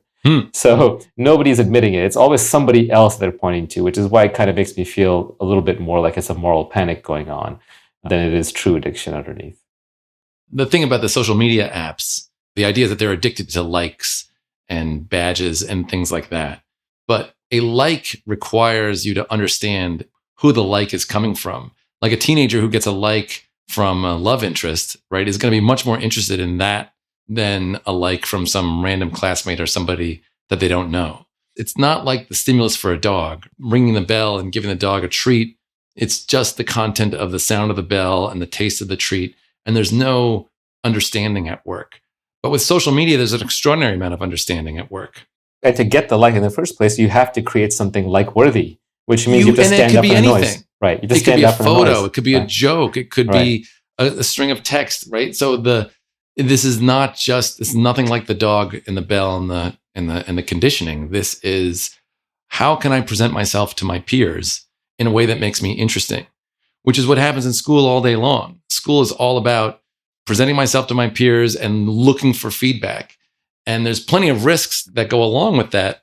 And with social media, you actually, as the parent, are there. You're not in school. I don't know what's happening. I said my kid was at summer camp or even in kindergarten. And I really don't know. And I'm trusting others. I think it's a step forward in safety that my kid is interacting with people on her tablet in a way that, especially if she doesn't see me as an adversary, she wants to show me how it's all going, I can see and participate easier. Well, I think a lot of parents would actually be happy if their kid ended up as an influencer creating amazing content. But how are they going to get there unless they create bad content first? And how are they going to create bad content first until they've consumed enough content that they have a sense of what they're interested in and what their taste is like? Especially if we're headed into a world of AI making everything that's been done before easy to redo and robots, then your taste really matters. Judgment matters. I learned strategy by playing a lot of war games. And I use strategy for things like trading and building businesses. And to me, at least, just like sports is leftover training for physical combat from older societies, gladiators and Olympics, and then, playing basketball is like teamwork and so on. And that trains you. So if you need to get into a martial conflict, you can go to war, you're athletic, you're fit. This is in your off season, you're training, and your on season, you might be fighting or hunting. The same way I view video games and books and media as training for intellectual combat. You're getting ready to go build a business or go solve a problem or go build something new. And to do that, you have to know what's out there and how people have built things and presented them before. Even to the extent that I've been successful on Twitter, it's by being a good communicator of new ideas. New ideas I absorb from all over, and then communication comes from just having read and consumed a lot and having paid attention to what's really good and what's not. I didn't go to a class on how to write tweets.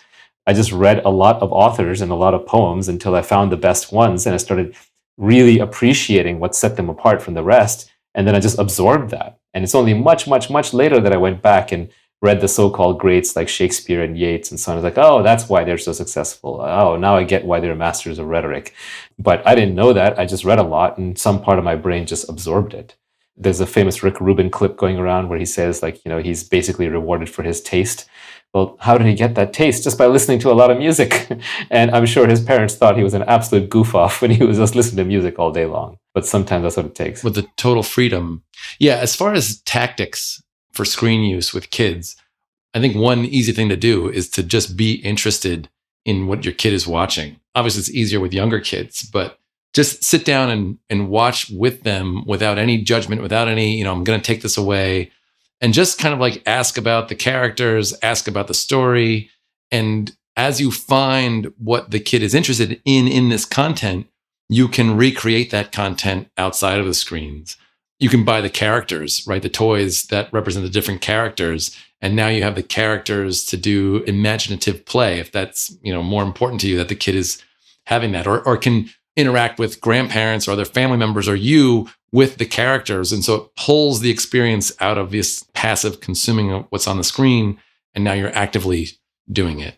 And you never know, just sitting down and watching the stuff with a kid, you never know what ideas will come to mind. There is a level of fakery that goes on there, though. Sometimes you end up interrogating kids like, hey, what's your favorite ice cream? The kid you just look like, why are you asking me this question? Like, you wouldn't ask it to an adult, not unless it's some girl you're hitting on or some famous person you're trying to make conversation with them. And it'll be very awkward. But we do that to our kids all the time, right? We ask them questions where we're not really interested in the answer. We're just trying to either solicit conversation or get them to think a certain way, or we're leading the witness, and it's painful. Yeah. No, I think it's more, can you tell me, what do you like about this? Why is this interesting?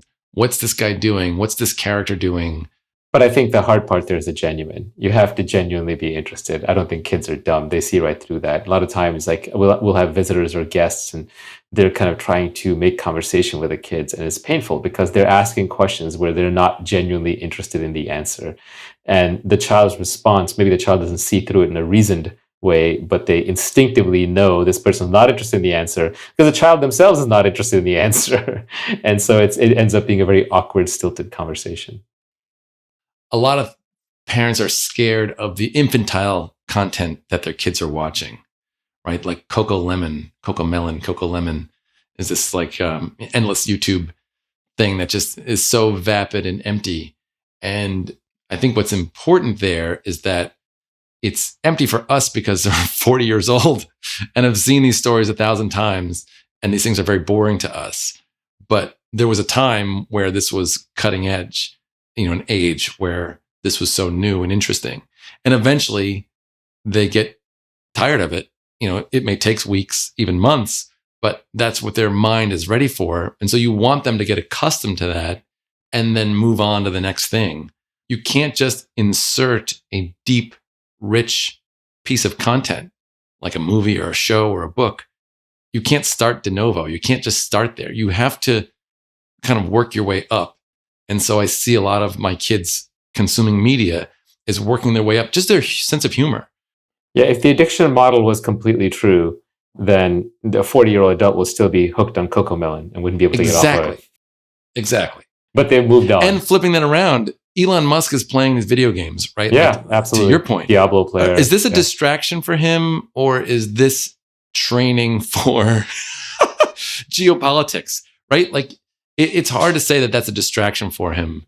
I would bet the vast majority of the hackers in the software industry have at one point or another been obsessed with games. Yes. It's just at some point they take their obsession with it from consumption into creation. And as a society, we value the output because it's so measurable and so easy to see, especially after the fact. We don't value the inputs because it's a messy process. You don't know what's going in there. Exactly. Another thing is this idea of situational awareness, like at work, and I guess working with teams, being a productive participant in the workforce, is being able to assess priorities. And we all know of blockheads at work or in other regards that are just like single-mindedly focused on one thing and can't see the bigger picture. And I think that's one of the values of games, is that you're taking in new information and you're reassessing and you're strategizing. Strategizing is reprioritizing. And I think that is a massive skill for anyone, to be able to adjust your priorities as life changes. It's always changing. And once you get married, your priorities shift, and you have to learn how to account for your in-laws and account for your new job and account for your new neighbor. And your kid is now doing this, playing soccer. And you're always trying to, move things up and down this kind of hierarchy or schema of importance. I think games are a big part of that. And I think to your point about adults, if you see an adult who's following a lot of rules and enforcing a lot of rules, that's not an adult you want to be around. That's a bureaucrat. We don't respect that in adults. And adults, we want you to have created your own rules for yourself, which are dynamic and evolving, and follow them based on your objectives. You have to have the social skills to figure out what other people's rules are and how to navigate through those. And it's a dynamic situation. It changes all the time. And not imposing your little rules on everybody else like a hall monitor. So I think with adults, we don't value, in fact, what is cool? Cool is someone who authentically breaks the rules and gets away with it, right? Not in a harmful way, but gets away with it. Cool people don't listen to your rules. Same time, if someone breaks the rules too much or breaks the wrong rules, they end up in prison. So it is a thing about navigating. Like, for example, one of the things that's hard with kids is explain to them, oh yeah, that's a rule that society has, but we break it, or this is a rule Right. that society has, but you absolutely cannot break it. And trying to do the distinction between the two is very difficult. Exactly. In this circumstance, we're going to break the rule, but in that circumstance, we're not. And understanding how those circumstances have changed. You're also vulnerable if you're rule following. I know lots of people who play by the rules, get a job, and then get laid off. And now you're in big trouble because you kind of have stuck with these expectations. Whereas people who kind of allow themselves to be distracted, have multiple and varied interests, are able to fall back on other career options, other skills, or are just constantly evolving in their career instead of kind of sticking with this diligent conformist. You may be achieving a lot of the right outcomes, but still be vulnerable and at risk to change. Yeah, and it's not to put parents down. I mean, I think all parents want their kids to be creative problem solvers. It's just lead with creativity and problem solving rather than lead with rules. And a lot of the rules are just well-meaning, brought down from society. Nap time at 1 p.m. Yeah, let the kid cry it out. Don't sleep with your kid. I think in your book you mentioned you didn't sleep with your kids because you were afraid of SIDS. In our case, it was the opposite, because I grew up in India. Everyone sleeps with their kids when they're growing up and has been doing it for 100 generations. We don't have any concept of not sleeping with your kids. It's considered barbaric to let your kid cry it out. So they feel like a tiger's going to eat them. And then when they finally give up, you come back in, right? Oh. So it's funny because a lot of the modern rules around child raising, I think, are just actually counterproductive. For example, there's been a lot of propaganda that formula is better than cow's milk. Well, formula didn't exist 100 years ago. Look at a list of ingredients in formula. It's seed oils, and it's just garbage, right? And not even seed oil, it's processed. It survives at room temperature in a powdered form for a long period of time. Like, it's not food by any rational definition. So I think there's a lot of modern rules around, don't sleep with your kid, force them to nap, give them a consistent nap time, formula is better than cow milk, things like that, which are easily challenged. These should not be rules. These shouldn't be rules any more than the FDA food pyramid, or rules that, cardio is better for you than weightlifting, or weightlifting is better for you than cardio, or that natural immunity. We had this during COVID. Herd immunity, natural immunity is worse than vaccines. I don't know if you remember that. At the time when your natural immunity wouldn't count, you had to go get a vaccine, right? So I'm not sure I would follow the rules that fast, because even if you think rules are good, and even if you think rules make your life more convenient, a lot of the rules that you're being fed are actually just flat out wrong. So you have to be creative yourself and figure it out anyway. When do you encourage that questioning in your kid? It's quite interesting, right? Do you encourage that when they go off to college? Do you encourage them to question when they're teenagers? Wouldn't it be nice to be able to genuinely encourage the questioning from the beginning, as early as you can? And it doesn't mean that it's just, sink or swim. There's an alternative. You're still involved. You're still trying to solve problems with them, but you're not giving them this idea that there's one set way of doing things until you kind of reach a point where you get to question them, later on in your life. Yeah, no, you have to teach them from the start that all information is subject to challenge. All new information starts out as misinformation. There's no such thing as perfect knowledge. People on the internet are constantly struggling. People in life are constantly struggling. Who do I believe? The latest thing came down. Is this true? Did Trump really do that? Did Biden do this? Is there really a UFO out there hiding over there? Were the pyramids giant batteries? Is it many worlds interpretation, or is it observer collapse quantum theory? You're always debating. You're always trying to figure out what's true and what's not. And that's the central challenge to life. And if we could just say, oh yeah, ban misinformation, well, great. You figured out a truth machine, which is impossible. You figured out what's true and false in advance. So you can ban whatever's false. Fine. Then you've basically declared yourself omniscient. And the world doesn't work that way. Children, just like adults, are constantly going to be struggling with trying to figure out what's true and what's false.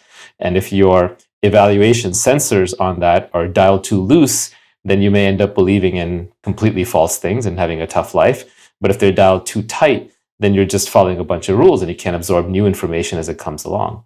And the best way to figure out how to tune that is to basically just constantly be learning, to be a learning machine, and to embrace being a learning machine and embrace being wrong.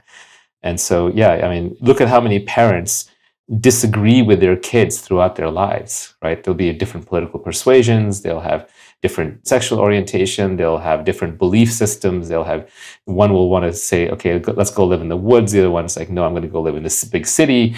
I'm never going to get married, or I got married and, had kids. I'm never going to have kids. You're constantly going to see that you're not going to align with your kids, and trying to control them the first 9 years of their life, expecting some magical outcome where then they will turn into miniature versions of you, is misguided. By the way, you're no longer adapted for the environment they're going to live in. You're adapted for the environment you live in. If we were adapted identically to our parents, we would not survive in modern society, which is why kids tend to end up listening much more to their peers than they do to their parents. And I think one of the hacks here is you curate their environment, you curate their peers, rather than trying to curate their thinking, and you're trying to curate their eating and their sleeping and so on. Anyway, not to get too abstract, this is a good series of tactics, hacks. Thanks so much, Aaron. I know you're active on Twitter. Let me give you one more that I think might help. Great. Everybody wants their kids to be happy, creative, or productive in some way, and independent. These are outcomes that most people would agree on. And leaving independence aside, because kids can't be independent, I think that taking children seriously looks at saying, well, can we make them happy and creative or productive early on in the beginning, instead of waiting until they're, in college or they're in their 20s to now it's your time to be happy or creative. Like, why not work on that from the beginning? In other words, take that outcome very seriously early on, instead of filtering in other outcomes and expectations and then hoping that happiness and creativity tumbles out of that later on. It's just simply saying we're prioritizing these crucial outcomes from the beginning. And then happiness and creativity cannot be forced. That's the amazing thing about it. Like, as an adult, if you were saying, I want to become happy, you can't find somebody who can make you happy, right? If you say like, oh, I want to be happy, I'm going to go find someone who's going to make me happy. I'm going to find a girl or a boy who's going to make me happy. I'm going to find the job. I'm going to find the right car that's going to make me. We all know that that is a failed endeavor. We are not able to make our kids happy either. You cannot make another person happy. A person must discover this internally. You can't make somebody creative or productive. They must discover their own interests and their own passions. You can't be creative on schedule either. You can't say, here's a clock starting the timer. You have to do your creative work now. You can't be forced to be interested in something. It has to be internal. Interests are always internal. You could be exposed to something that you agree is interesting, but you can't just be forced to be interested. And so I think those crucial outcomes, it's a safe way of looking at the world to say, how can we embed these crucial outcomes at the beginning rather than waiting and hoping they're the result of schooling, of the right nutrition, of the right health, of the right screen relationship. It's a way of flipping it around and saying, how can we start with happiness and creativity and fostering it instead of forcing it? I know there's a lot of grind porn on the internet these days where people are like, you got to grind, you got to like set 4 hours aside every morning to write, and then, 2 hours to meditate, and then you have to keep grinding and working, and then 300 hours or 10,000 hours later, you're a genius, and then you get it out. But the reality is, every person I know who is super creative, who has done incredibly creative work, they spend lots of time goofing off, lazing around, doing nothing. And then they got obsessed with something. And when they were obsessive, they weren't doing the structured 2, 3, 4 hours a day. They were just working on it every waking moment and obsessing over it until they did it. And then they were back to being lazy. And I think that's a much more natural model for how humans work. And as you said, there's no happiness outside of yourself. Can't be forced to be happy. No one can make you happy. Can't be forced to be creative. Can't be forced to be interested. These are natural emergent properties of someone who is interested, relaxed, and free. Yeah. Amen. Great. Thank you so much, Aaron. It's fantastic as always. Thank you so much, Naval.